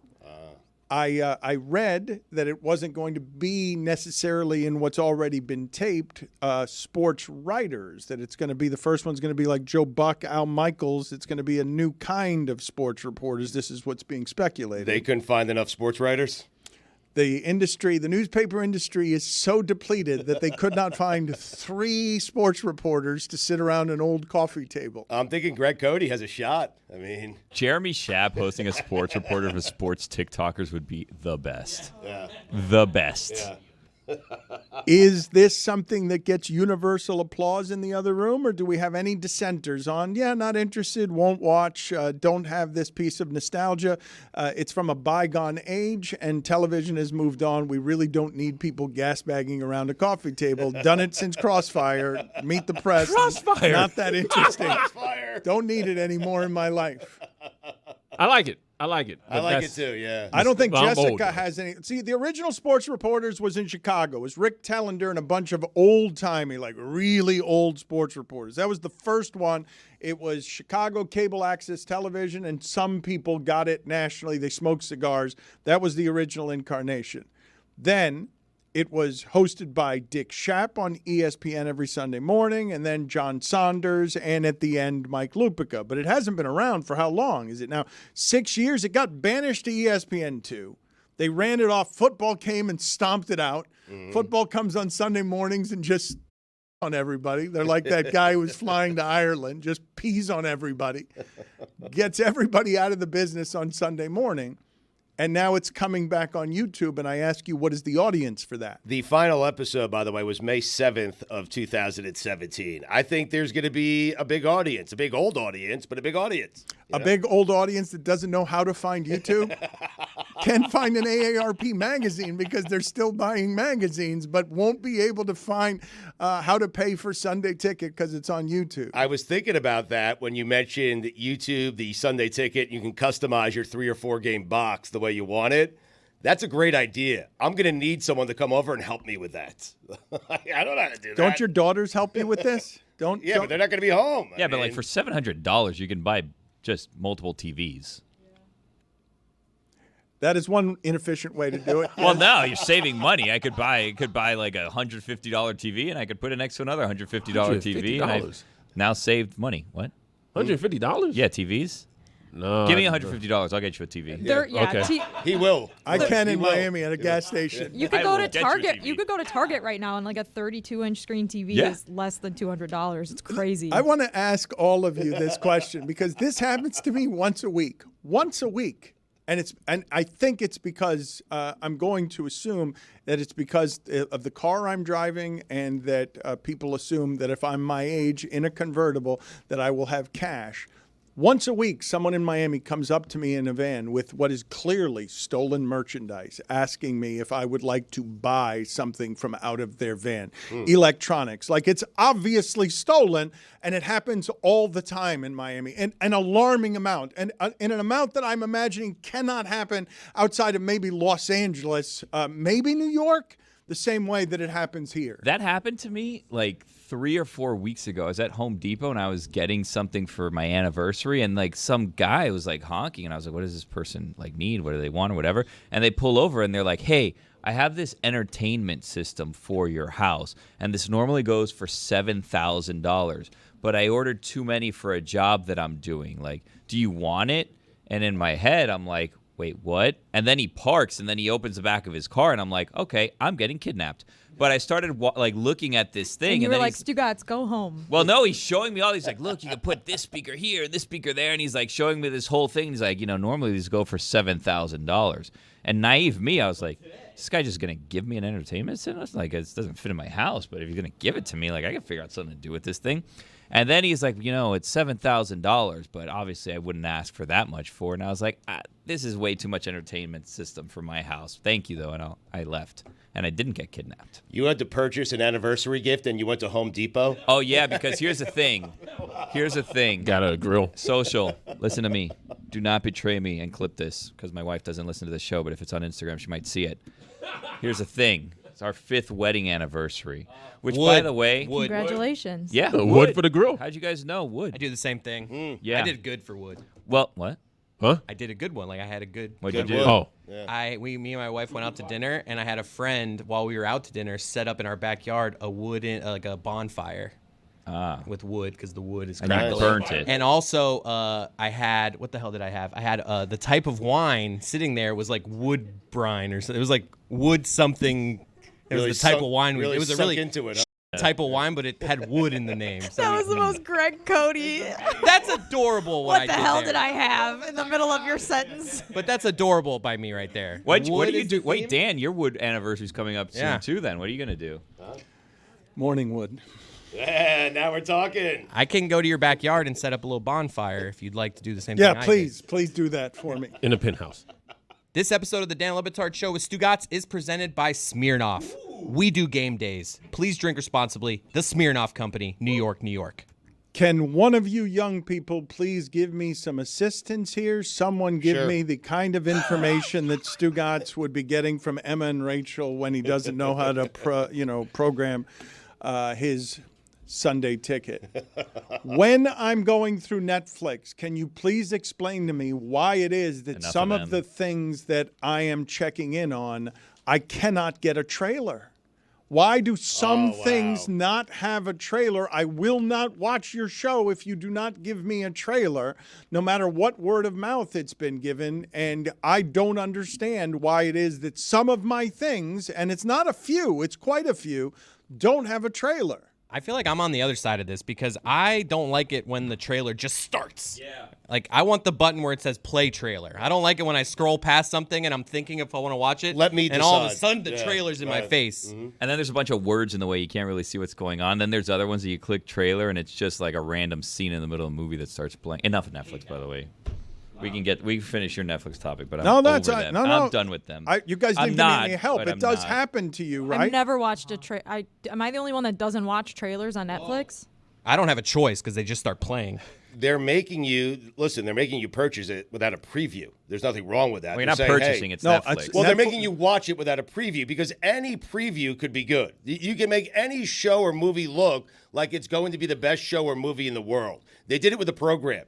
It was the best preview to any movie I've ever seen, and it fell flat. I don't need previews anymore. I don't need them. It seems as though more of the movies or documentaries have trailers produced for them, where the TV shows will do what Chris was talking about, which is just sort of automatically play a scene from somewhere in the show. I don't like it. As a filler for a trailer. But it seems as though more of it is for movies or documentaries, not TV shows. Have you seen, like, sometimes they'll change the little, like, picture, like the little tab or whatever, and sometimes they'll just, if there's, like, a big celebrity in it, even if they have, like, a little tiny minor role, but they're having, like, a moment at the time, they'll just put that person as, like, the headshot of the picture, and like, oh, wow. Like, No, I want to see what you're- Meghan Markle did in this movie, and then you watch, and you're like, where was Meghan Markle in this movie? You're It's like, spot oh, on. She was a waitress at some Netflix point. knows my taste in men. They will like go out of their way to put some random man that maybe will have like one scene in a show on the photo, and they're like, we know she thinks he's hot. She's gonna watch this, and they're right. So many Statham things pop up on my Netflix. I have no idea I don't what he's get in. Statham. Really? What do you get? Netflix knows I'm not interested Oh. in those movies. Billy, what are your other objections Well, to Netflix has Netflix? decided that they can decide when I want to, where I can watch things. Like, if I pay for a subscription for Netflix, right, and I'm paying the monthly thing, I should be able to sign into my account wherever I am to watch it, and I should be able to use the account that I pay for. But because of the fact that people share passwords and whatever, Netflix has cracked down on this, and they charge you more if different households are using it. So, like, if I go over to my mother-in-law's house, who does not watch Netflix, who does not have any need for Netflix, I go to sign in so my daughter can watch something on Netflix, Aquanauts or Octonauts, whatever it's called, whatever it may be that she wants to watch, and I can't sign in. And then it starts asking me, do you want to add this household to your account for a fee? And it's like, no, I don't. I want to watch what I pay for. Have you signed which is out though Netflix. at home? Have you signed out? I think you need to Why sign am I out. going to sign out for at my house? Like, you can see that I'm not using it at the same time. I'm using it in one place, the other place. You should be able to track if two are in use at the same time, and that's how you crack down. Not just that it's a different location. So then it asks me, are you on vacation? It's like, guys, come on. I'm one zip code away. You know I'm not on vacation. I'm going to say yes. And then they still tell me, no, you're not on vacation. So what was this, a trick question? You know I'm not on vacation? Why are you asking me this? Why, if I'm paying, why can't I use my Netflix wherever I presently am? I'm just telling you, if you sign out of your home account, you could travel with your Netflix and watch it elsewhere. Remember the password. And then you need to sign in on a remote control. Who wants to do that? I know, but I go on the road. I want to watch it. I sign out at home. I sign in, Chris Whittingham at whatever, and that's it. I mean, that's the deal. That's what you have to do. Just sign out at home. I mean, you're making a big deal out of nothing, Billy. I support you on everything. No, it's not a big deal out of nothing. Signing out? They don't let me do it. I don't know when I'm going to come back to my house. I don't know sometimes that I leave that I'm going to end up at that house. So every time I leave, I'm supposed to sign out of all of my digital streaming accounts. Absurdity. Billy, while we're on this topic, don't get me started on Disney Plus. I am so happy that I only had to sign up. They can kill you. For that? Yeah. We will get to that. Crazy. That Allegedly. story is crazy. What story? Billy, do you there want was to tell the story? there was someone who was visiting. This is all alleged. Walt Disney there's Company. a lawsuit, ongoing lawsuit. I was an employee there. I missed my free passes. If you want to send any of those my way, I'll take them. Someone had a food allergy at a restaurant in which they were told they would not have a food allergy, and unfortunately, they passed away as a result of eating something that they were allergic to. I read about this. This is the waiver. They just hide in the waivers. Yeah, there's a waiver, and you were a member of Disney Plus saying that you need to settle everything, I think, through like a third-party arbiter or whatever. So legally, the company is now saying, well, you're not allowed to sue us because at one time you had a free trial of Disney Plus. So even though this happened to you at a park because you signed this waiver, you said you would never sue us for anything ever. So now there is a legal situation where you're wondering if something happens to you because you now had this free preview, can you ever get justice? Is that what's factual? Because what I understood or what I read was that if you signed up for something online, you're automatically agreeing to terms that then make them not liable on an assortment of things. It was for Disney Plus for something that ended up happening at a park completely unrelated to the Disney Plus, which I think it was even like a free trial. According to this article, it said that Disney's argument was that the man had allegedly entered into a subscriber agreement when signing up for a Disney Plus trial. Thanks for the pop-up ad, CNN. Years ago, which requires users to arbitrate all disputes with the company. And then years later, he was at this restaurant in Disney Springs, I think, or in Disney, where it was like a restaurant. I've actually heard of, I think it's this restaurant that I've heard of. Like if you have like a severe food allergy, you can go and they're like very careful about food allergies. And then, is it the T-Rex one? I don't know. That's a cool restaurant. I've never. It is cool. Very scary though, because at some point, spoiler alert, there's like the meteor shower that ended the dinosaurs start happening while you're dining. And then you wonder, are we all going to die? You don't. It's just pretend. Well, his wife died, and he is seeking $50,000 in damages. $50,000? $50,000 pursuant to Florida's Wrongful Death Act, as well as damages for mental pain and suffering, loss of companionship and protection, loss of income, and medical and funeral expenses. How did we get over here? I was going to complain about Disney Plus commercials in the middle of movies, but then that's a whole nother thing. Guys, my kids have ADD, diagnosed, undiagnosed. They're children. Stop putting commercials in the middle of these things, okay? And they make the commercials look like it's part of the movie. Like it's this like Muppets or Sesame Street like commercial for something. And I'm just trying to watch Cars for my F1 podcast, and I'm hit with 5 commercial breaks. Yeah. Stugotz, I wanted to ask you, because the last couple of days we've been sort of majestically bemused by the idea that college sports have become such a professional business in ways that are not up for dispute. Did you love as much as I did Mike Gundy, who was in the news most recently because he said, yeah, I've driven drunk thousands of times.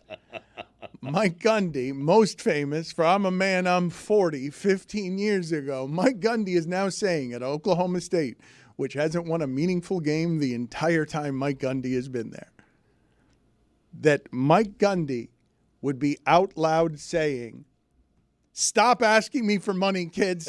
Negotiating time is over. It is time now to focus on football. Stop coming around and asking me that brazenly to give you more money. No raises from now until the end of the season. I kind of understand that. Like, after you have the agreement, like, well, we'll renegotiate when the window opens again in December. Like, you guys got your stuff. Let's play football now. No, but it never ends. There's always another school or someone else offering the kid more money, so he goes back to Gundy, more money. You can't have a system where you're paying a bunch of people a ton and there are no real rules. And Mike Gundy's the one trying to make them. Right, and he's going to enforce it. He's going to take time off from watching OAN to briefly legislate the NCAA so he can finish third in his conference forevermore. But he is great at getting off to a 6-0 start and making you think this might be the year. They look great in those uniforms. To be fair, they have won several New Year's Six bowl games and have had several 10-plus win seasons. It's not, I wouldn't say he's never won anything meaningful. Yeah. Name one. The Fiesta Bowl, Oklahoma. Name two. The other Fiesta Bowl. That's not one. He's been coaching there a long time with them totally happy. Yeah, finished third in the conference. He won the every time. Cheez-It in 2020. There you go. Yeah. It's crazy he's been there since 2005. He's making over Such $7 million. That will give you longevity if you win 10 games there. But now everyone's coming around the office. Coach, more money. It has to be jarring, though. For years, you're a coach, and no kid ever asks you for money. We keep that stuff hidden. We don't talk about that in public. That's the last time I'm going to defend Mike Gundy, by the way. Just moving on. You're not wrong. You are correct when you say Mike Gundy has made a program that doesn't have any preordained right to be good 10 wins a season, and also doesn't win many meaningful games that I can remember. It may be an indictment of my ignorance. It's fine. I just am used to him playing in those games and then losing 40-12. While we're on the topic of Oklahoma State, I read an interesting stat yesterday. So Ollie Gordon, who's the returning running back, won the Doak Walker Award last year, and there's only been 3 other running backs who have ever won it twice. So this year he's going to try to win it a second time because he's returning as a junior, I believe. Can you guys name any of the 3 running backs that won the Doak Walker Award twice? Archie Griffin. No. I mean, one of them is fairly obvious. Hey, he won the Heisman twice. He did win the Heisman. The Doak Reggie Walker Bush. is a running back award. Reggie Bush? He won the Heisman twice. That's why I Not said. Reggie Bush. Wow. Herschel Walker. No. One of them is we should know this one, guys. Mark Ingram? No. Bo What? Jackson. No. Is this going how you thought it would go? No. Jessica, I go thought ahead. you guys would Derrick have gotten Henry. the Go ahead fairly and sit outside, Jessica. Wow. Go ahead. I'm sorry. Ricky- Are you punished because we're dumb? Ricky Williams? Have you guys ever heard of Friend of the show. 2 minutes for quizzing us. Derailing. All right, my bad. I won't quiz you anymore. Thought it was an interesting stat. I'm not going to take a quiz. He was a Dolphin. He's been on our show 100 times. He's Dan's Ricky friend. Williams. I read this yesterday in PFF. I'm not going to take a quiz. Did you guys see that on Nick Wright's television show? I don't know if this is something that had happened before today.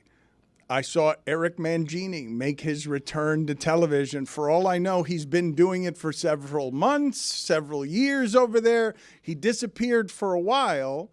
He was one of those people at ESPN that you see all the time, and then they don't make any kind of announcement. There's not any kind of farewell. Next thing you know, Eric Mangini's over at Fox. Mangenius. Has he been around? Is this something He's that... always around. He pops on with Carton every once in a while. He does, you're right. Tim Hardaway, inexplicably. I enjoyed seeing Carton the other day with Plaxico Burress, and then I'm looking at the screen. I'm like, hey, look, a convicted felon, and also Plaxico Burress. Didn't they give Carton another job? Didn't they give him a Yankee job now on top of that? He was a fill-in Yankee play-by-play person for a game. He did a good job, actually. I mean, he did it better than me. Yeah, pretty good for a felon. Pretty good for a convicted felon. When you look up Eric Mangini TV, his IMDb pops up, and it says he's an actor known for The Sopranos, Ballers, and the NFL on CBS. Can you guys find out for me? The Sopranos. His greatest role was head coach. Any kind of facts? Because I had not seen Mangini in a while, and I was surprised when he turned up on my television screen. It's not something that I was expecting, and I was surprised that I found myself longing as well. Where you been? How did I not know to miss you? I should have missed you. I've missed you. There you are again. Turns out Mangini won the Doak Walker Award twice. All right, you go sit with her. Oh, come on, man. Darren McFadden. You go sit with her. Got a minor penalty, 2 minutes for ruining comedy.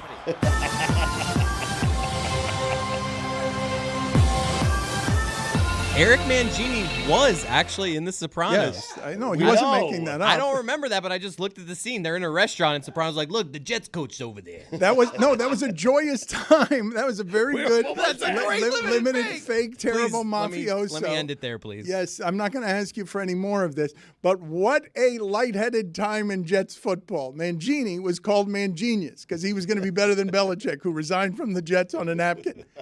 And Mangini got there, and After a day. James Gandolfini said, you know what? I want to be popular and current. I'm going to go get a surprisingly winning Jets coach. And that was about the 3-month period that Mangini won in.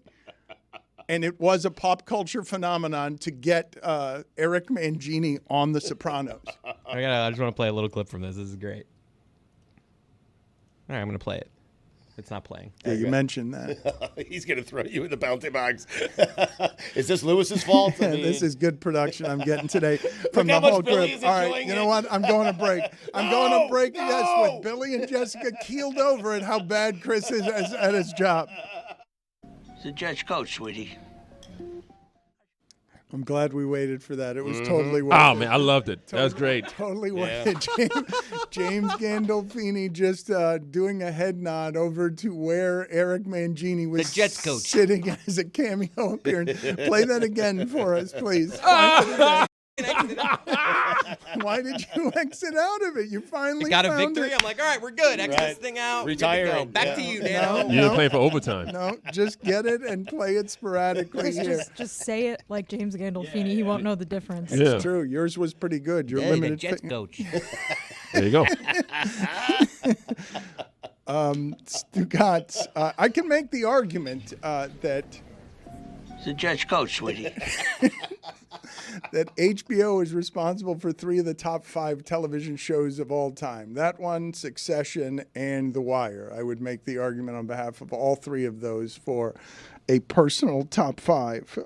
But Eric Mangini, is he the only coach? Was he the only sports figure to make a cameo in The Sopranos of any kind? Because I wouldn't have guessed that one either. I wouldn't have guessed that Mangini had made an appearance there either. Stugotz, I wanted to talk to you a little bit about something that Bill Simmons brought up on his podcast. Saragusa was in it, of course. Oh, that's right, he was. Another goose. Yes, Goose, he yeah. was. Saragusa was in a movie too. He was in a mobster movie. Which was he? A Spike Lee movie with Ed Norton. I'm forgetting the name of it. But Saragusa played a Russian mobster with a terrible accent. 25th Hour? Yes, 25th Hour. That's awful casting. I'm sorry. I mean, he was terrible. Saragusa as a Russian? Yes, he was truly terrible. But Bill Simmons mentioned on his podcast, you guys, that Jeff Bezos might be in play for the Celtics. Are the Celtics going to get a football franchise number? Are they going to get a $6 billion figure because Bezos wants into this game? And if he wants into the game, can you guys look up for me, please, what Bezos makes a day? Because these purchases are very easy for him. And one of the things that Simmons brought up on the finances of it, Stugotz, that I found most interesting, because there is going to be a $6 billion price tag on the expansion teams, according to Simmons. He makes just under $46 million a day. Okay, so $46 million a day. 1.9 million per hour. Slightly less than you. So yes, that's why I'm clamoring for $1 million bill at my local Bank of America. Do you think he asked the local coffee shop to break it for him for his morning cafecito? That's what I do. That's how I do it with my $1 million bills. But the $6 billion price tag, Stugotz, the part of that was interesting to me, each of these sports owners, if the league does expand, each of them will get $400 million. Each one of them, the moment that the league expands, for doing nothing but existing in the league. There's the amount of money that these people have access to is crazy. As they create separate streams now of money in not just gambling, but now by signing a new television deal that will make it, as Samson and Pablo and Skipper tell you on the Sporting Class, make it so that it doesn't matter if you're actually watching the games. That the ratings don't matter at all. It's such a foolproof business that it can't be killed by fools. It's just not possible to own a team and not make money. And when I tell you, Stugotz, Bezos isn't going to have to pay attention to a luxury tax. Isn't Ballmer now top 5 wealthiest men in the world? Hasn't Ballmer? I think he is. Hasn't Ballmer recently gone past Musk and Bezos, at least in part because he's close. He may not have actually passed them, but at least in part because he's got such an amazing deal with his stadium and everything else. The moment that he got into sports, he started making yet more money by simply making it so that the Clippers weren't a laughing stock, even though they're playing second place in their own city. He is number 10, according to Forbes' real-time billionaires update list, just behind Bill Gates. Isn't there a missing billionaire now? Don't we have a missing billionaire of some sort? I don't know the details on this on the story. I think a boat sank off the coast of Italy or something, and a billionaire was on it. I'll look into this. Sounds like an inside job. What do you mean? I don't know. I mean, you think somebody billionaire boat missing? I mean, what happened there? I'm with him. Something's going on. No, here. he just wanted to Something's say afoot. This is look. Something's off. Yeah. Something's afoot. What do you mean? I don't know. Did I use that right? Like an inside job. Stugotz. Mike Lynch, billionaire tech entrepreneur, missing after sailing yacht disappears. And apparently he's also been in the news a lot because he sold his company to HP for more than $11 billion, and there were like lots of ongoing legal disputes after that. Stugotz might be right. Stugotz might be right. Apologize. Sounds like an inside job. Suggests that this guy sank his own boat. Well, you said it, not Stugotz. That's what you want to believe. Can't rule anything out. Right, naive. Stugotz thinks that everything's a movie trailer. An inside job. He just wants somebody to utter the sentence in a movie trailer. Sounds like an inside job. It's something that you might hear in The Sopranos if Mangini is sitting at a nearby table and you need the sound of cutlery for your ambient sound. It's the Judge Cote, sweetie. I should go say hello. I feel like if I was a billionaire and I faked my own death, I've had a hard time like reacclimating to society, right? Because like if I was a billionaire and I had a yacht that I sank intentionally, like I'm not going and buying a dinghy. I'm gonna go buy another yacht, and then people will say, "Well, who bought that yacht?" Oh, the billionaire that's missing. Inside job. So do you think it's an inside job in terms of the billionaire trying to fake his own death, or do we think that this is someone that was signed up for a potential inheritance letting him go? Jeremy, don't that's a ask good follow-up question. questions. What do you Stugotz mean? just wanted to say, sounds like an inside job. Just supporting my teammates, Dano. Which part of this are you not understanding, Stugotz? I have no idea. His wife survived. Oh, inside job. Sounds like an inside job. Was Denzel. Jeremy, I will tell you that as we age, okay, there isn't another show that is presently doing what we're doing, which is 2 straight hours with about 6 minutes of break. By the time that we get to the end of those 2 hours, Stugotz's stamina is so shot that he just says out of the side of his mouth, sounds like an inside job, and he heard like 6 of the syllables in the previous paragraph because it's all just moving too fast. Yeah, I heard billionaire, ship sinking, he's missing, inside job. That's it. Yeah.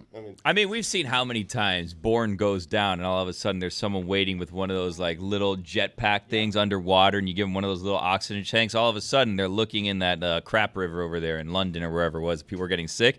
You're looking, there's like helicopters, this and that, and then his head pops up about a mile downriver and he's out, and then boom, he's a different person somewhere else. It happens all the time. The crap river was in Paris, but there's also a crap river in London, so we'll let it slide. Billionaires just don't go missing, Dan. They always have a plan. If a billionaire goes missing, it's because he wants you to think that he's missing. That is a good theory. Is it? So all eyes are usually on billionaires. It's hard for them to just go missing. How did this happen? Well, apparently there was like some a severe weather accident. That's when you take it out. And a bunch of, so this is like a super yacht, so there's a huge crew on board, and so one person has been declared dead, I believe. There's a bunch of people missing, including him and I think his daughter, but some people were able to survive on like a smaller life vessel that they were able to escape from while this super yacht was sinking. But like for a yacht that is that size to sink, like that must have been just a crazy storm. I don't really understand the logistics of that. Right. Inside job. Are we still making the Bourne movies? Yes. We can't still be No, making the we're Bourne not still movies. making. Are we? I think there's a new one that's about to come out. There is? No, Stugotz. Look it up. So Jeremy Renner, well, first of all, Jeremy Renner had a bad accident, so he wouldn't be able to play Bourne. I don't think he's fully recovered from that accident. And I think I told you, like, the last time that I had talked to Matt Damon in any form, he said that the last Bourne that he did was just him running around, and they were writing the script as they filmed him just running around. He wasn't just running around; he was cashing checks. Yeah, well, he was doing that, but he was just running from bank to bank trying to cash $1 million bills because they didn't have a script written around him, and so he just stopped doing it. I was obsessed with the Bourne movies when I was younger. Oh my God, they used to be on TV all the time. But are we still doing that? I thought it was done. When was the last time there was a Bourne movie of any kind? 8 years ago? When news broke last November that Universal Pictures was developing a 6th Bourne movie with All Quiet on the Western Front director Edward Berger, fans were left wondering if Matt Damon would be returning to the iconic series. He says, I hope it's great and that we can do it. I just saw on Apple Matt Damon snuck an Instigators movie in there. There's a whole movie. Is that good? No, it's not good. No, What? it's Well, not is it good. funny? 2 other movies? Supposed to be cutesy I heard funny. it was good. No, it's just Matt Damon rehabbing Casey Affleck. I who heard doesn't Eric deserve Mangini it. was in that one too. Gronk is in it. He just threw Gronk in for no reason. Dope Walker Award winner. It's a Jets coach, sweetie. I should go say hello. I'm still curious what Billy got for his wife at Home Depot for their, what was it, 5-year anniversary? Yeah, well, that's a whole nother thing. That's a conversation for another day. I want to have that conversation today. Because it does imply, though, you said that it's because this year's wood themed. Like, are you building something? Are you constructing something with wood? 2x4s. Well, first we'll address the first thing that was for another day. We'll just make today the day. Okay.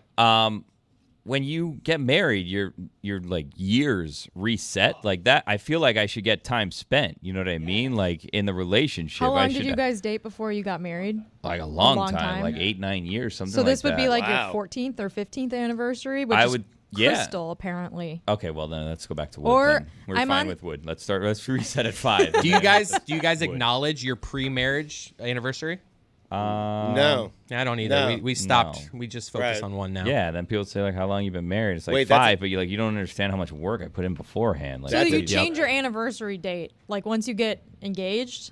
No, once you're married. Once you're married, yes. But I know people that celebrate their engagement. That's if it goes for away. longer than a year. That goes away. Okay, How long have these people been together? That goes away. Some trust people, me. I don't know. Not that you fall out of love. They're but just like, looking for things to celebrate. Exactly. I mean, right. That's very seriously. possible. It is nice to No, celebrate who your love. cares? No, it's No. not. No? Please, it's annoying. It was my first wedding anniversary this past weekend. Yeah, and you're I still have in the that. same like frustration that you do because we dated for like 10 years before we got married. And so now it's like celebrating our first anniversary feels just kind of dumb because we've been together for almost 11 full years. Wait until you get to 20. You look like someone that celebrates multiple anniversaries, though. Yeah, I mean, I cry do at and your will. vows and like Jeremy loves care love. about relationships. I love my wife and I love love. Yeah. Yeah, it's but nice. you get ripped around here for. Yeah, for but I don't caring. think what I'm saying is I don't think Jeremy's going to grow out of that. What'd you figure out in the 9th or 10th year that you didn't figure out in the first 8? When to get married? It's a good question, I guess. Just Same when with to you, get Billy. married. With me? I Yeah. mean, I'm an AM radio producer. It wasn't exactly These dinner on the table weddings don't every night. fall out of the Exactly sky for right. free, Stugotz. It's called saving true. for a wedding. Yeah. Apparently, the first Wanted to be financially anniversary stable. gift is paper. That one, So yeah. you give them a card. You don't do that. Money. Not in the first anniversary. Oh, money. I didn't Paper think should about be that, like Lloyd. 7 or 8. Once you get to 7 or 8, it's like paper's fine. I did a cute thing for that one too. I'm just good at all what'd you these. do? No, I'm actually not. That one I did. I printed out our wedding song, like our first dance song. Love that. I printed on a paper like the music to it. Love that. Really? Wow. What was your first dance What was song? this? Yeah. It was "Crazy Girl" by Eli Young Band. Did you order? You ordered it like sing a us a print? tune? Crazy girl, know that I love you. I gotta look it up. I don't remember Huh, the actual I've never name. heard that song. Interesting. You've heard it. I just did it terrible. Wait, so which anniversary did you do that assure for? you I haven't. first anniversary paper. Oh, the first. Okay. This website, by the way, this is like the traditional anniversary gifts by year thing. Like, I feel like by now the audience probably knows what we're referring to, but this website has the year, and then it has a traditional, a modern, and a metal or gemstone that corresponds with every anniversary. It feels like a little... It's a nice little cheat sheet. It's a lot. Baby, why you wanna cry? You really ought to know that Yeah, he did it for under 6 seconds, so we're good. We do it all the time. Yeah, we're fine. Yeah, This person's I don't being think I've walked heard to that. jail, or they're in a hospital. What's happening in this video? They're in crazy an girl. insane asylum. This is your first dance? The whole thing is like the song. The lyrics are like "Crazy girl, you get know it. that I love you." Well, this person's in an insane asylum. Actually, People, I don't want to call anyone crazy, but everyone deserves love. that's true. It just seems like an odd first dance. Got an electric chair? Have you guys ever been to a wedding where the DJ played the wrong song for the first dance? No, that happens. I have. Yeah. I have seen too. it. Yeah. They You had played- one job. I think they played the song that was supposed to be Play the for the playlist. mother-son Oh, dance. no. Oh, that's Yeah, awkward. super awkward. And What then it was was it? for, or maybe it was the opposite way where they played the very romantic song for the mother and son later on. It was incredibly uncomfortable. A very Oedipal moment. Yeah, just truly, truly awkward. I was at one where they played the wrong version of the song, and it was like a remix, and it was really fast, so they were dancing really fast. Oh, that's awkward. Well, so I was at Home Depot because I bought a planter because it was wood for 5 years. I bought a planter. I bought a Thank bunch you. of plants, and I thought it'd be a nice little thing for my wife. My daughter can plant now daddy? be involved. I dabble. I have a I'm a watering plant can. daddy. We should send pictures of our Okay. plants to each other. Maybe I'll propagate one of yours. You propagate one of mine. I mean, I have to ask my wife. That's fine. Let me know what married, she says. yes. I'll ask Lehman. Ron Magill is with us. He does not waste an anniversary. This is the most romantic guy I've ever met. Ron, the best anniversary gift you have ever given your wife is blank. Hell yeah. Taking her to Italy for just an incredible time in Venice, going up and down the Amalfi Coast, an incredible room with its own jacuzzi, having a very private gondola going through Venice, candlelit dinner on the beach of Lake Como. It was pretty epic. I got to admit, it was pretty epic. That was one anniversary? That was one anniversary. I've done another one. I did one where I took her to Africa for our 25th anniversary, and we had an incredibly romantic dinner out in the Masai Mara, surrounded by all kinds of wonderful animals walking around, and a private chef who made this beautiful private cake made out of. They do this thing with sugar, where they make all kinds of sculptures of the animals with the sugar and stuff, and it was just, her and I out there, candlelight dinner, and beautiful. It was just gorgeous. And 25 of the zoo's biggest donors. Yeah. What now? I gotta say, Ron's figured out Ron. this vacation thing where he gets these extravagant vacations. I saw one the other day, Ron, that you had out there after Dan's Africa trip that you guys had all the people calling. It was like, go to the Galapagos with Ron Magill. Yeah, I was that's like, December, wow. December 9th. I'm going Oh to no, I Galapagos. put it on the calendar. We assume Dan will be in the Galapagos with you. No, I don't think Dan's going on that one.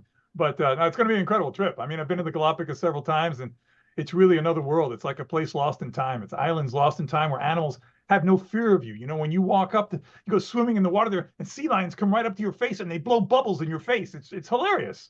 Where's the place you most like to visit, Ron? The place I most like to visit is Botswana, Africa. That's my favorite destination in the world. The place I have not visited that I have to visit, that I hope to visit now, coming in April or June, will be Australia. Is there a place that you were excited to visit, you got there, and it fell flat?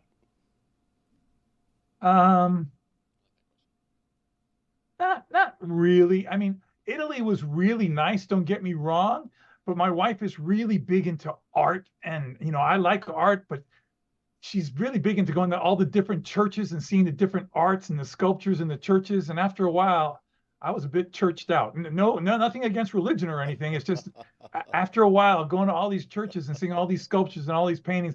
And another thing, I was disappointed. Like when we went to the Vatican, I went into the Sistine Chapel, and you see that incredible painting, Michelangelo on the ceiling of the Sistine Chapel, but they say, no pictures, no pictures.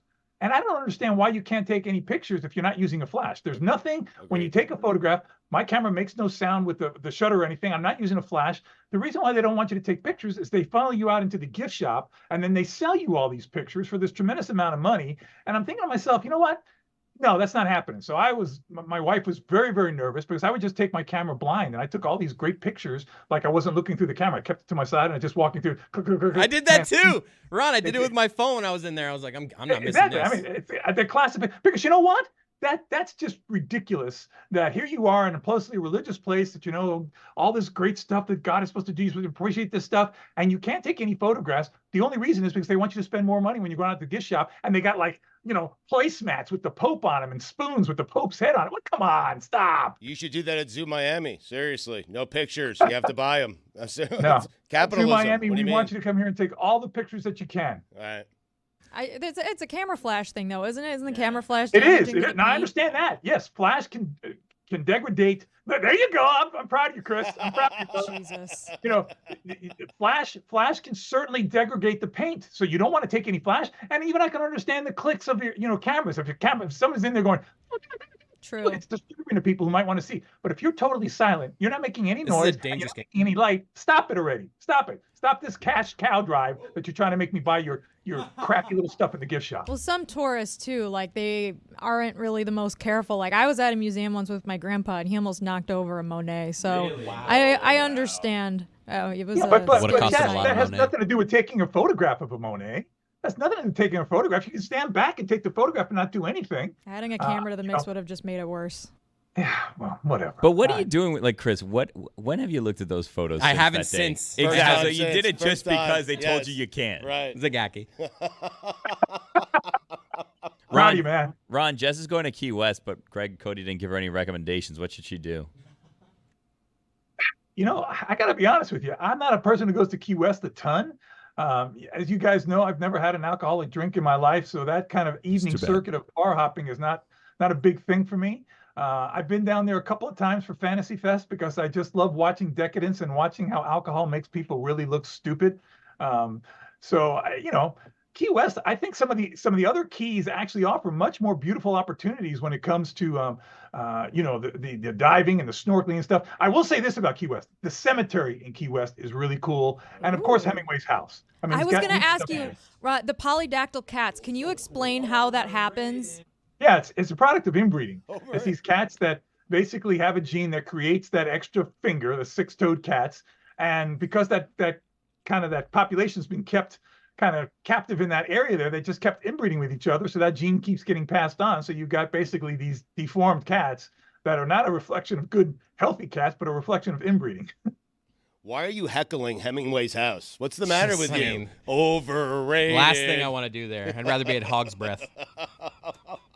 Yeah, there's the catch. Yeah, listen, the house is interesting, man. There's some cool stuff in the house, and when you think back in a time when Key West was really Key West, now it's become really more of a tourist thing. Mallory Square is fine, but it's one of those things where I've been there, done that. It's the same guy doing the juggling, watching the sunset. It's nice, but it's really very touristy. I prefer other parts of the Keys that are not as touristy. I mean, Marathon, Isla Morada, they have some great restaurants, some great snorkeling, great people, without getting into all the touristy stuff. It's the same thing like the Vatican going to the gift shop. I'll make sure that the charity event that Roy and I are going to move it to Isla Morada next year. Yeah, or the Galapagos. Yeah. Ron, have you RSVP'd to Greg Cote's birthday yet? Have you been invited? And have you? I have been invited. Right. I probably have not RSVP'd because I've been slammed with all kinds of things going to work here. But I am going. I wouldn't miss that for the world. So I will be there. There's something about watching Greg Cote after he's had a few drinks that is just entertainment worth an admission fee. An aging Greg Cote getting drunk. Yes.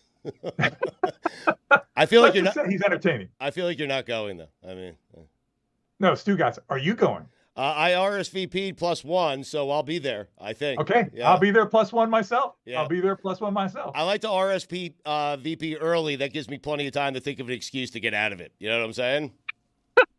Well, it's on a boat, right? So we're trapped on a boat. You can't back out once you get on. Correct. It's on a boat. But you can't be making an early exit, brother. Ron, he invited more people than the boat holds, though. That's. It's good if you don't go. He's fine with you not going, Ron. Oh, I got it. Thank you very much, Stugotz. You got it. I got you out of it. Thank you, Ron. We'll talk to you next week. All right, guys. Be good. All right. What's up, Dexter? What's going on, man? How's it going? Thank you for joining us. No, absolutely. We have Dan Le Batard and Stugotz. We're about to count in here, and we will have a good interview. Love it. Thanks. Are you sure we're going to have a good interview, Chris? I'm like 70%. If it's up to Dexter, it's definitely going to be good. But us, it's a question. All right. Well, it's a toss-up on this end, too. So. All right. Well, Dexter seems to be ready, so let's include him on the conversation we were having last week. Dexter Fowler is with us. He hit one of the most famous home runs in baseball history, leading off Game 7 of the 2016 World Series. The conversation we were having last week when Aaron Judge got to 300 home runs faster than anyone ever is why it is that Aaron Judge wouldn't be one of the top 50 most famous athletes in America at present in terms of just stardom, which seems like a baseball stardom problem, not an excellence problem. Yeah, absolutely. I mean, if you sit there and look at, the body of work that he's done, he absolutely should be, one of the top athletes in, I'd say, the world. You're playing for, a historic organization like the Yankees, and not to be on that list, that's crazy. Stugotz, I don't know if you know this, but Dexter recently went back to Penn State after how many years to graduate, Dexter? How did that? It was actually 20.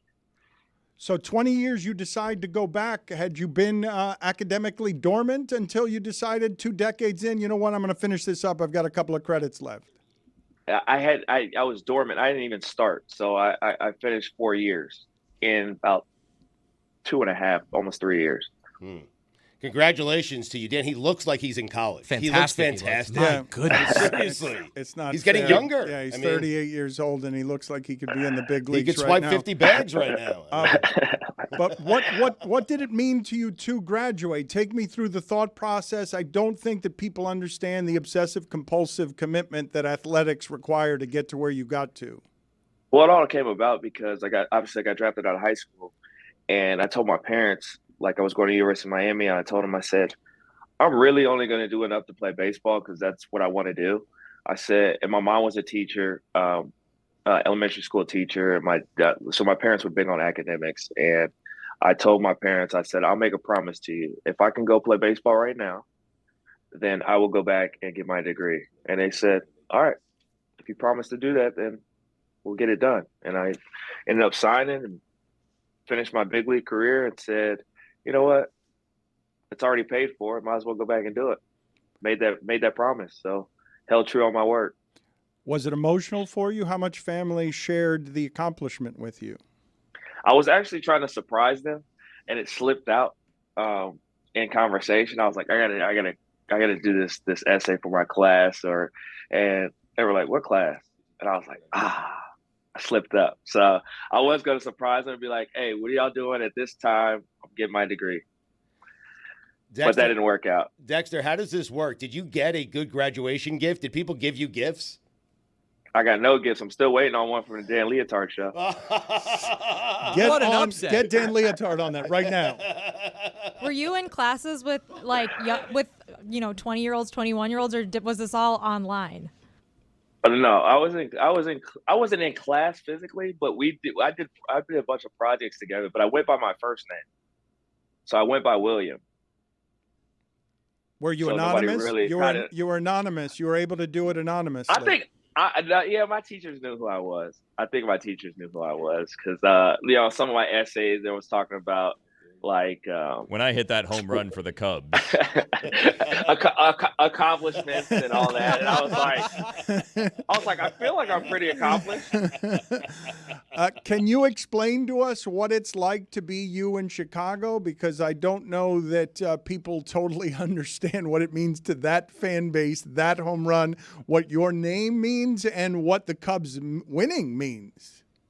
It was funny. Yes, the DNC's here right now, and I was trying to cross the street yesterday, and I saw one of the cops just keep looking at me, and my buddy knew another cop down the way, so he makes a call up, and we're crossing the cop let us cross the street, and as we're crossing the street, one of the cops goes, Dexter, thank you. Can I get a picture with you? I was like, I could have gotten this like 10 minutes ago. We didn't have to make a call down the street. Yeah. But poor use. No, poor everybody. Use. right? No, everybody's been great. Everybody, you see the Cubs fans all over. I live in Vegas, so even walking down the street in Vegas, and everybody will come up to you and just be like, "Thank you," and that's right. Anytime you hear that, they're a Cubs fan. Well, I'm the resident Cubs fan here, and to be honest, like I have so many questions that I really don't know where to begin. But I'm sure you've talked about Game 7 a lot. Can you kind of just walk us through just what it was like starting the game on such a high note after coming back in the series, but then the Cleveland comes back, and then there's a rain delay, and then the game goes on, and there's pitching changes, and it's just a whole mess. Like, what did it feel like? Oh my gosh! It honestly, now it's a blur. Like, everybody's like, "Do you watch the game?" I said, "Absolutely not," because I get nightmares from Rajai Davis's home run. It slips out of your hands. I'm like, no, we were this close, but end up getting the job done. But honestly, like, I think everybody was at peace. Like, even like when we were down 3-1, everybody knew we were the better team in that clubhouse. And after we beat them Game 5 at Game 6, we were like, oh, this is ours. This is ours. We're going to do this. And then just having a confidence of everybody behind me. Obviously, after that, we were rolling. We had the momentum. So, momentum can take you a long way until it doesn't. Dexter, is it fair to say you guys won that World Series despite Joe Madden? Oh, my God. Fair to say? Here we go. Lester with the hook. Come on. Yeah. You took him out too early. My guy. Yeah. Joe's my guy. It's okay. You can say it, though. If he's your guy, then he'll understand. Okay, I mean, say it, right? I think he realized he dropped the ball. Wow. And the glasses are fake, right? I mean, come on. You couldn't. Those are real glasses. Oh, you couldn't hold yourself. You couldn't show restraint. You had to immediately go. He's got this theory that Joe wears those glasses to appear smarter than he is. No, you know what? Joe was great with the clubhouse, man. He knows how to manage people, which is great. You need that. Do you like what it is that's become of the sport even since 2016? Because I'm not sure that you're allowed to play baseball right now if you're not someone who strikes out 1 out of every 4 times and hits 40 home runs. I don't love it. It's kind of hard to watch at times, but hopefully the analytics and stuff, it evolves into more of a tool and we get back to playing baseball. I think I just think that baseball at this time is what I'm in the Commissioner's Ambassador program, and we talk about it daily on how to make the game better and bring it back to the X's and O's of baseball. Whether that's speeding the game up, getting the youth back involved, cutting down on the strikeouts and all that. But it's not an easy problem to fix. I think we've gotten ourselves into this situation, and we got to figure out a way to get ourselves out. What percentage of the? Oh, I'm sorry. Go on. Get the game back being the way it is. What percentage of the Cubs World Series is directly attributed to Jason Hayward's speech during the rain delay? Jay, he got us all together. What a lot of people don't know is we were all scattered. Jay Hay kind of got the group together and, kind of started it off, and then everybody said their piece and kind of got all this stuff off their chest. And then kind of cleared our minds to go back out. Like, I know Rossi said something. I said something. But yeah, that was good. I call it field awareness for Jay Hay to get us all back together, because you don't know where everybody's at mentally. You had, like, obviously Araldis in there, and he was distraught because he felt like it was his fault. But it was a new game. That was I call it Game 8. Dexter, you the following season played in the Little League Classic with the St. Louis Cardinals, and there was actually a very cool moment that was shared during the broadcast from Jazz Chisholm Jr. that we wanted to take a look at, and then I'll have a couple follow-up questions for you about that game. I got off the plane. One of his friends came right away because he was way in the back. His friends came up to me and he was like, oh, my best friend, you're his favorite player, bro. Like, he can't wait to see you. And, like, this kid ran all the way from the back to tell me that his friend is, like, I'm his friend's favorite baseball player. And then I'm just like, okay, like, I can't wait to meet him. Like, where's he at? So I'm just walking through, signing stuff. I don't even get to meet the kid until it's, like, the last kid at the line. Really? And he's just in the back just waiting on me. And I'm just like, I'm just signing, and he's like, you're my favorite baseball player. I was like, oh, your friend told me about you. He's like, no, like, you're my favorite. And he just, like, starts going into it and all that stuff. And he told me his brother that goes to one of the events that I host, Baseball Generations in California. Right. And then we just started getting back, like, to know each other. And then I was like, you know what, kid?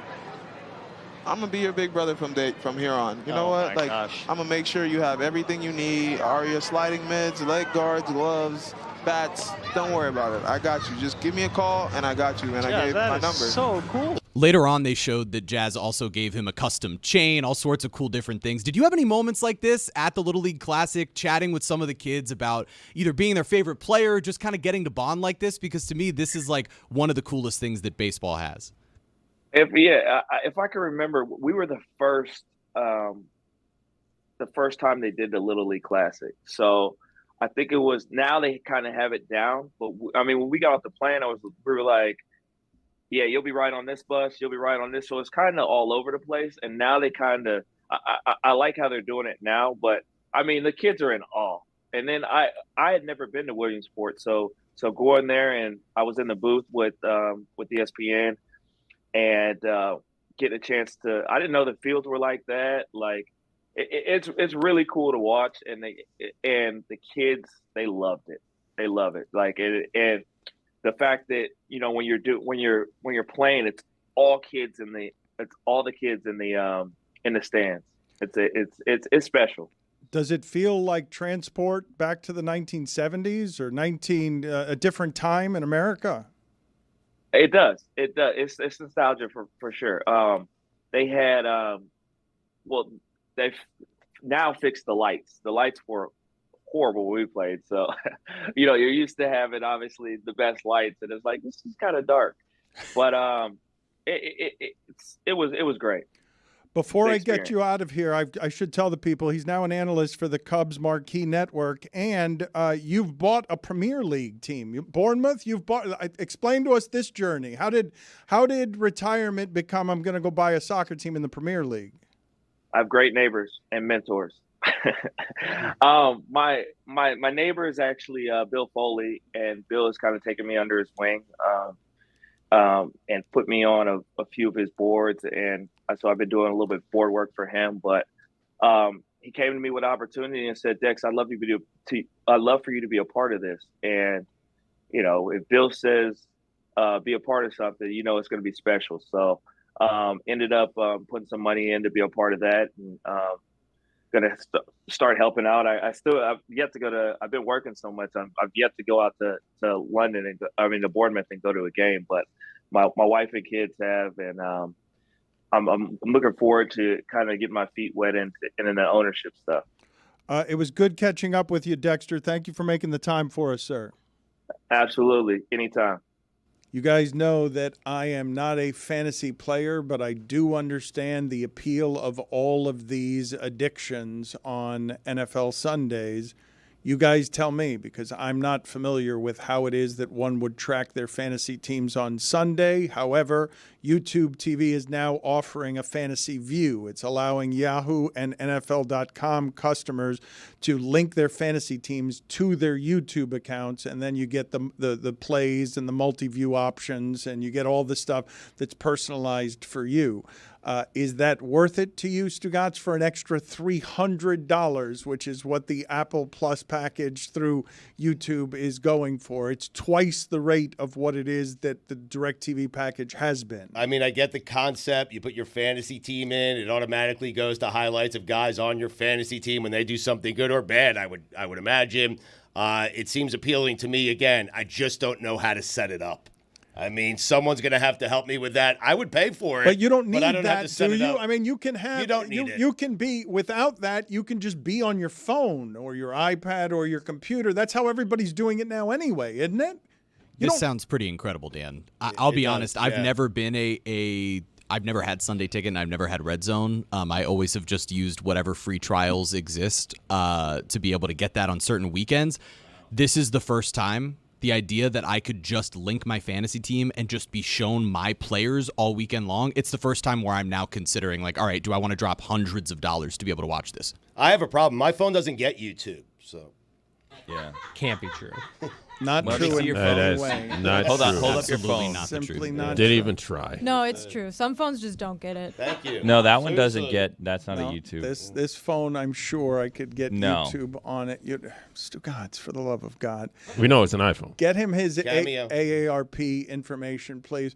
I wanted to ask you guys something based on both internet culture and what's real and what isn't about where it is that all of us live in 2024. Online, more connected than we've ever been, more disconnected from others than we've ever been. So somebody put up the Tuah clip with the words positive energy and empowering someone goes a long way. Now, this, of course, gets rained on by acid from every corner of the internet because positive energy and empowering someone is not the thing that the internet is here for. So someone writes in of Tuah's commentary, blaming another man because he didn't hug him. What kind of shit is that? That's some weak boy. You actually said another man didn't kiss your ass enough and tell you that you're good and give you affirmation on the lips. That's why you bleeped up. Maybe work on your arm strength instead of your mouth. And I just want to ask you guys, because I don't think that's rare. I don't also think that's a bot, although there's plenty of that out there as well. But there are a whole assortment of people who are just generally unhappy, who are getting something that feels like a dollop of medicine on happiness for them, the stimulant of just sending that out into the universe and creating a fight around it, right? It's almost by definition trolling, correct? Yeah, but there are also a lot of people, Dan, who don't have a choice as to who their boss is. They don't make nearly as much money. They're trying to make ends meet. They go to work every single day, and their boss is a jackass. And they're like, hey, if I could deal with it, if I could make it through for $250 million, you should be able to do the same. I think it's ridiculous. I do, because what is Tuah really saying? He would prefer to show up to work every day and have a boss that is nice to him. That's his preference. If you, at home, would rather show up to work and have a boss who's a complete jackass to you every day, then go for it. The choice is yours. But Tuah is saying, no, I don't want that. And he's not afraid to point out who the jackass is. And he's saying, I want to go to work every day and work for a guy who respects me, a guy who is going to be nice to me. What's wrong with that? Dan's talking about the people that go one step forward, though, and post all of that on the internet very cruelly for other people to see. That's just like maybe a lot of people think that way, but like I agree, Dan, like there's a lot of nasty, cruel people that post things on the internet that I honestly like have to just block out because I have to tell myself like this is just not what most people think, hopefully. My point though is this is now sport, correct? Yes. We are now in a place where find comment, take another side on the comment, and it all becomes some form of politics, some form of we're divided, some form of we're going to fight about this. And it speaks to a general anger that's out there that Stugotz isn't wrong about, that person X who is struggling with the daily survival of I can't afford things. It becomes an issue larger than all of the other issues in your life until you then have health problems, and then you have to take that into our medical system without the proper insurance, and then you're drowning. And then you're forever drowning and you're angry, and it makes you feel some modicum of better to instigate that fight so other people feel miserable too, to come out against positive affirmations, to basically be against speaking kindly to subordinates. Like, yeah, that's exactly right. Yeah. I'm going to take the opposite side on being kind. And how I'm going to do it, I'm going to call you a bleep boy. Misery loves company, Dan. Yeah, you got it, Dan. If being mean on the internet was a sport, I'd want to watch it. And if I was going to watch it, I would use Game Time to get tickets to go watch people be mean on the internet. Watch what? On the internet? Must be nice to be perfect. You were there. Download the Game Time app, create an account, use code Dan for $20 off your first purchase. If you want to go watch the internet, I would go watch the internet if it was a thing. I would too. And I would go on the second market and I'd go to Game Time and I would get to see exactly where my seat was from the little app. You see a little angle, like, look, I'm looking down. This is exactly where my seat's going to be. Yes. It's a beautiful thing. Download it. Use code Dan for $20 off your first purchase. Terms apply. Last minute tickets. Lowest price guaranteed. While watching Chris saying PP instead of people. I feel like we owe Game Time money. I had front row tickets for this one. Chris, you're speaking the last 6 or 7 days as what? You're doing great, kid. I mean, Attaboy, Stu. Glass house. Someone needs Chris? to tell him. I mean, you need Positive it. reinforcement. Right. Yeah, Chris? you're the future. You're not Reddit. I am throwing stones from this ass house. I am. But at Dolphin Camp, there were a handful of times I wanted to hug you. I don't know if they edited it out or whether your fear will be noticeable to all. But when you sink into the lack of confidence that is reading or being polished broadcaster, you can sink deep with rat-a-tat-tat mistakes. Yes. Thank you for that. Yes, you are right. I thought I crushed that read. Yeah. Good transition. No, you did. Listen, you're a great reader, was a okay? great And don't let transition. anyone tell you otherwise. You are a fantastic reader. You'll only get better, okay? So don't let Dan get to you. Everyone wants a nice boss. Think about what Tuah said. You want positive reinforcement, and I am telling you that everyone trips up occasionally when they read. Even Dan does. That's okay? right. That's Even right. you just power forward, okay? You just move forward. Chris, I believe in you. It's hard to do that when everyone stops and looks at me every time I make the slightest mistake. Well, you Yes. said PP. I'm sorry. Like, PP's funny. That's an these are- attention grabber. These aren't normal reading circumstances, though. Chris is right. I mean, Chris, this is an egregious mistake, though. If while reading the sponsor, you say when watching PP on the internet, it happens. I want to hear that back. You guys are taking He did this. say go watch PP. Yeah, he said go watch Let it PP. go, Chris. People be mean on the internet. Yeah. It's a tough one. Play for me, please, the sound of Dexter Fowler getting my name wrong. It echoes from sea to shining sea, or my name isn't. Dan Leotard Show. Love Dan that Leotard Show. That's so good. He made a mistake. We should laugh at him. You owe him a gift. I mean, Dan Leotard Show. Dan, did. while you were gone, there's been some developments in this missing billionaire. Huge deal. Seems as though Stugotz may or may not be onto something here. Inside job. Well, it turns out that Mike Lynch's co-defendant, a man named Stephen Chamberlain, who stood for trial alongside him before they were acquitted, died just days before Mike Lynch went missing. He was hit by a vehicle while out for a jog in the UK. Maybe an inside job, Dan. People are going for these guys. Yep. Seems Gotta like there's find out some who it is. scores to settle potentially here. I mean, he takes that jog every single day, never gets hit by a car, and then suddenly, boom. So on the lamb, Tends to be how car accidents work. Boom. That is how they work. Now the question becomes, though, Dan, before we thought it was an inside job and that this person was faking their own death, it seems as though maybe there's a Batman out there, Capes Crusader, who's just going and settling some scores, it would appear. I feel like we're flying fast and loose with conspiracy Oh, theories about a 100%. guy who's worth lots of money. Yeah, probably shouldn't do that. Probably should be a little two more people, 2 days responsible than apart, that. though. Researching. I mean, Yeah, right. we're just Connect the putting it out dots. there. All right, Exactly so right. suspicious Do and you want it? inside Reading job. from the internet. Reckless Come on. speculation. Chamberlain. I guess Dan's liable for. any Yeah, I would lawsuit. prefer not to be. Thank you. I think I need to. Time to throw away all journalistic credibility and get reckless. Here is something we like to call reckless speculation. Now you're good. No, it's a little too late Well, for if that. the billionaire sues you, then we know he didn't actually die. I wanted to ask you guys something that came across my news feed the other day. You have a personal news feed? That's right. We all do, Stugotz. Anybody who's interested in having a personal news feed, it's pretty easy to set up. My phone doesn't get that. Yeah, no, yeah, you got to sign up for YouTube. On my personal news feed, I found out that Walmart is improving. They are fixing their self-checkout situation with a great technological evolution. Really? They're bringing back humans. Wow. They're doing it What a the concept. correct way. They're not going to do it with these machines anymore because you can steal, I'm guessing, so much from those machines without humans around. I've told you before that Walmart loses like $3 billion a year or something to theft. And they're like, screw this, we're going to go back to human beings.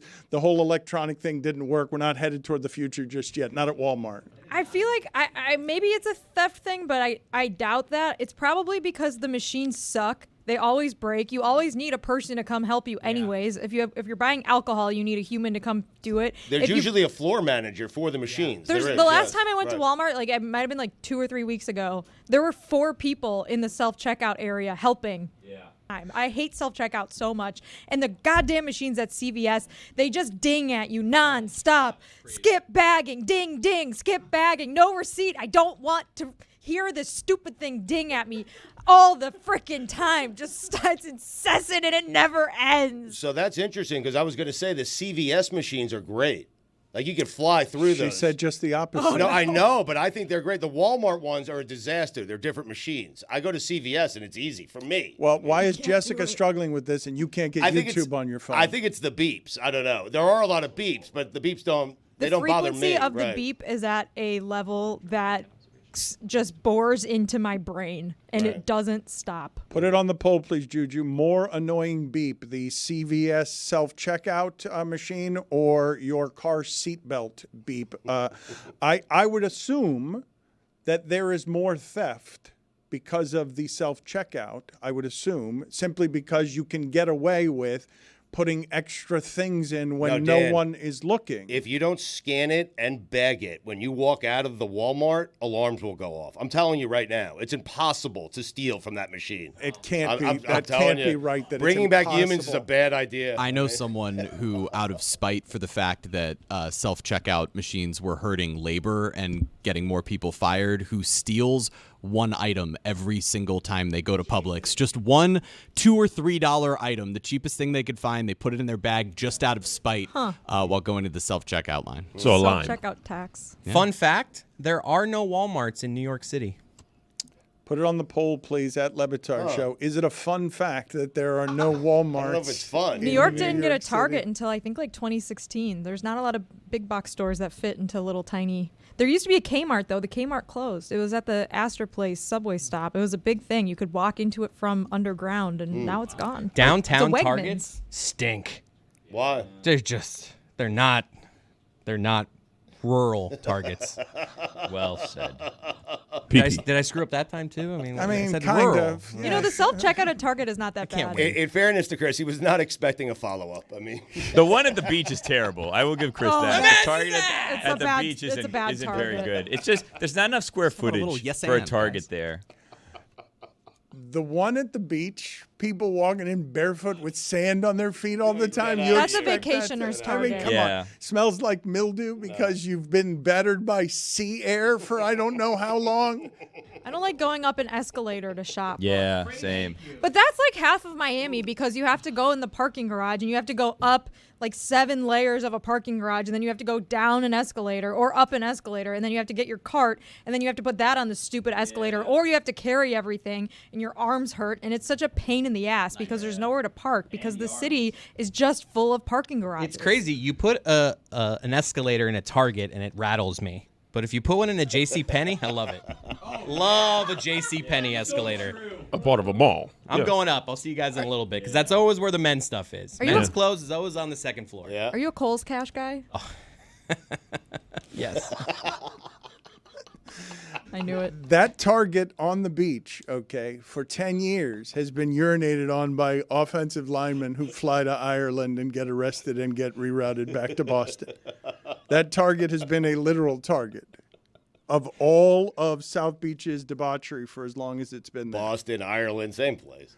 Also coming across my news feed, my personalized news feed just Wow. for me. Nude feed? Oh. How do I get one? Whoa.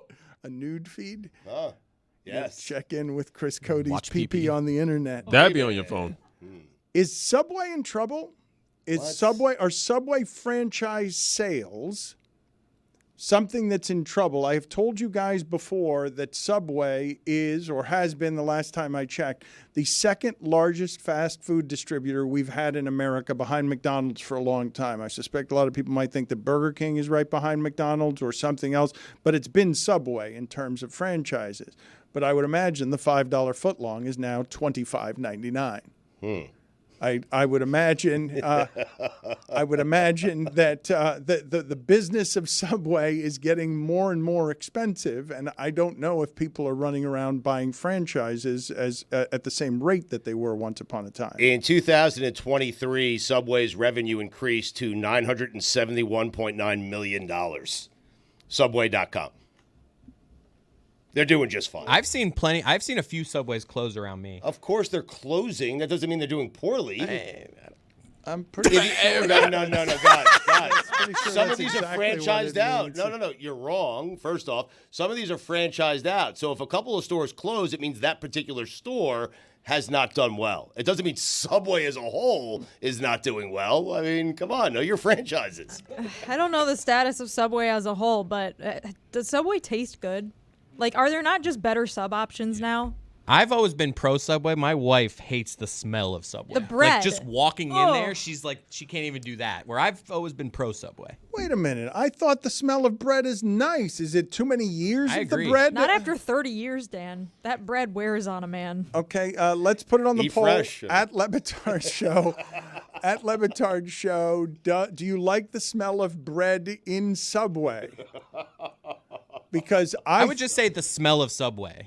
Yeah, but everything's But it's getting the bread. I have no idea what's what anymore. Everything's getting recalled. I don't know if Boar's Head is good. It's all a disaster. Everything's getting recalled. It seems like everything's getting recalled. Can I just take it back for a second? I thought the smell of bread was universally good information, Stugotz. I appreciate you. Boar's Head is dangerous right now. I I mean, appreciate. Maybe that's why the Subway closed. It was recalled. Monkeypox. Yes.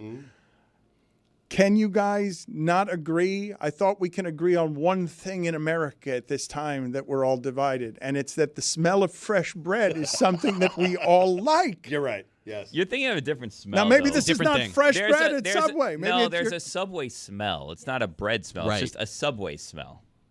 But it's the smell of But bread. it's the smell No. of the bread, but No, the it's the bread smell of smells Subway. like plastic bread. That's right. But Dan is saying when you walk like a in, bread candle. you in the morning, you wake up, you walk into a bakery. It smells fantastic, right? Subway is not a bakery. Yeah, but it there's smells bread, like Subway. But I get it. It's a different thing. It just doesn't smell like the same. Like you walk into a really good bakery and you know that bread was made that morning. Right. Where the Subway bread, I don't know that I trust that necessarily. No, when I was a kid, the Subway bread smell was a magical smell. Right. It Yeah. was the smell of I'm about to eat the biggest f***ing sub I've ever Yep. seen in my life. You just and I'm gotta gonna layer on the meat and the cheese and the sport peppers. You gotta stay strong with your beliefs. If you love Subway, then if an article comes out saying their tuna doesn't have actual tuna in it, you say screw that, and you go to next day and you order a tuna sandwich, like I did. I love Subway and all the Me too. athletes that represent Subway that we booked through the years through Subway. God bless Subway. You guys are really shaming Subway. It's one of the. It has been. In the history of fast food, love okay, Subway. it has been a somewhat healthy alternative at an affordable price. It is. America has Somewhat. spoken on this. Now, you guys, They got you with the healthy listen. alternative. I love Subway. It's so healthy. I said a somewhat healthy alternative compared to look, a turkey sandwich Compared is a to little what?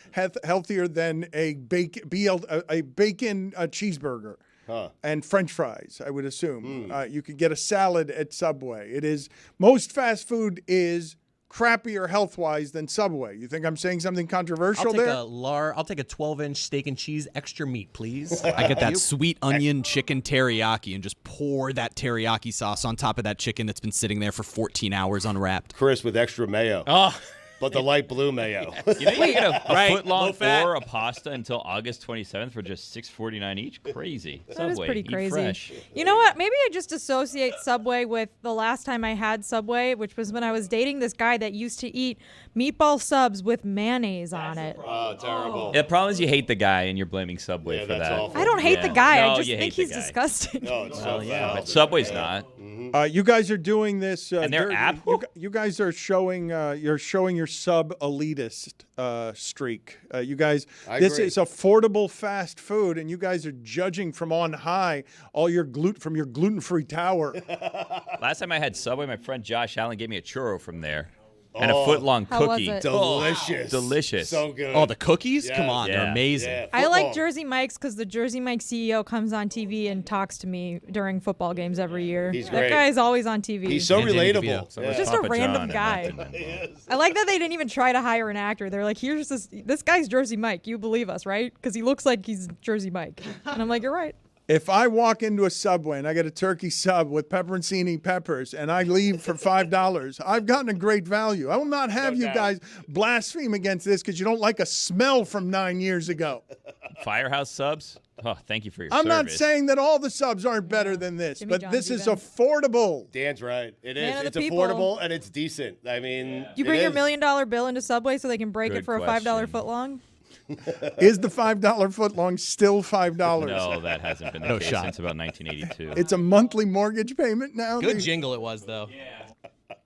You guys are trying to tell me that They bill you. Subway's not healthier than the average fast food chain. While Stugotz last week was arguing on behalf of Long John Silver and it's fried fish down your gullet. And there was that guy Jared. He was so likable. What happened to him? $5. Oh, come on. Come on. I think Jeremy you knows do what the pimp. happened. Come on. I I think mean, he's setting you up, come Dan. on. Jeremy's trying to trick you, Dan. Come on. The chicken teriyaki is really good, though. Oh, it's delicious. Come I lost so on. much weight eating Subway. It was amazing. Just get out of here. We've got a penalty, 5 minutes. Major asshole.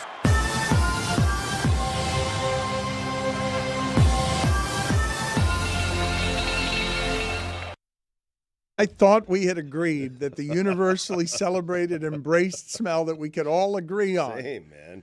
is the smell of fresh bread. Fresh It's dough. I'm like I'm on the fence in this argument because I at the same time like the smell of Subway bread, but I acknowledge that of all the subs out there in bread, it's not the best smell. No, Like, I see both sides to this. Don't both sides this.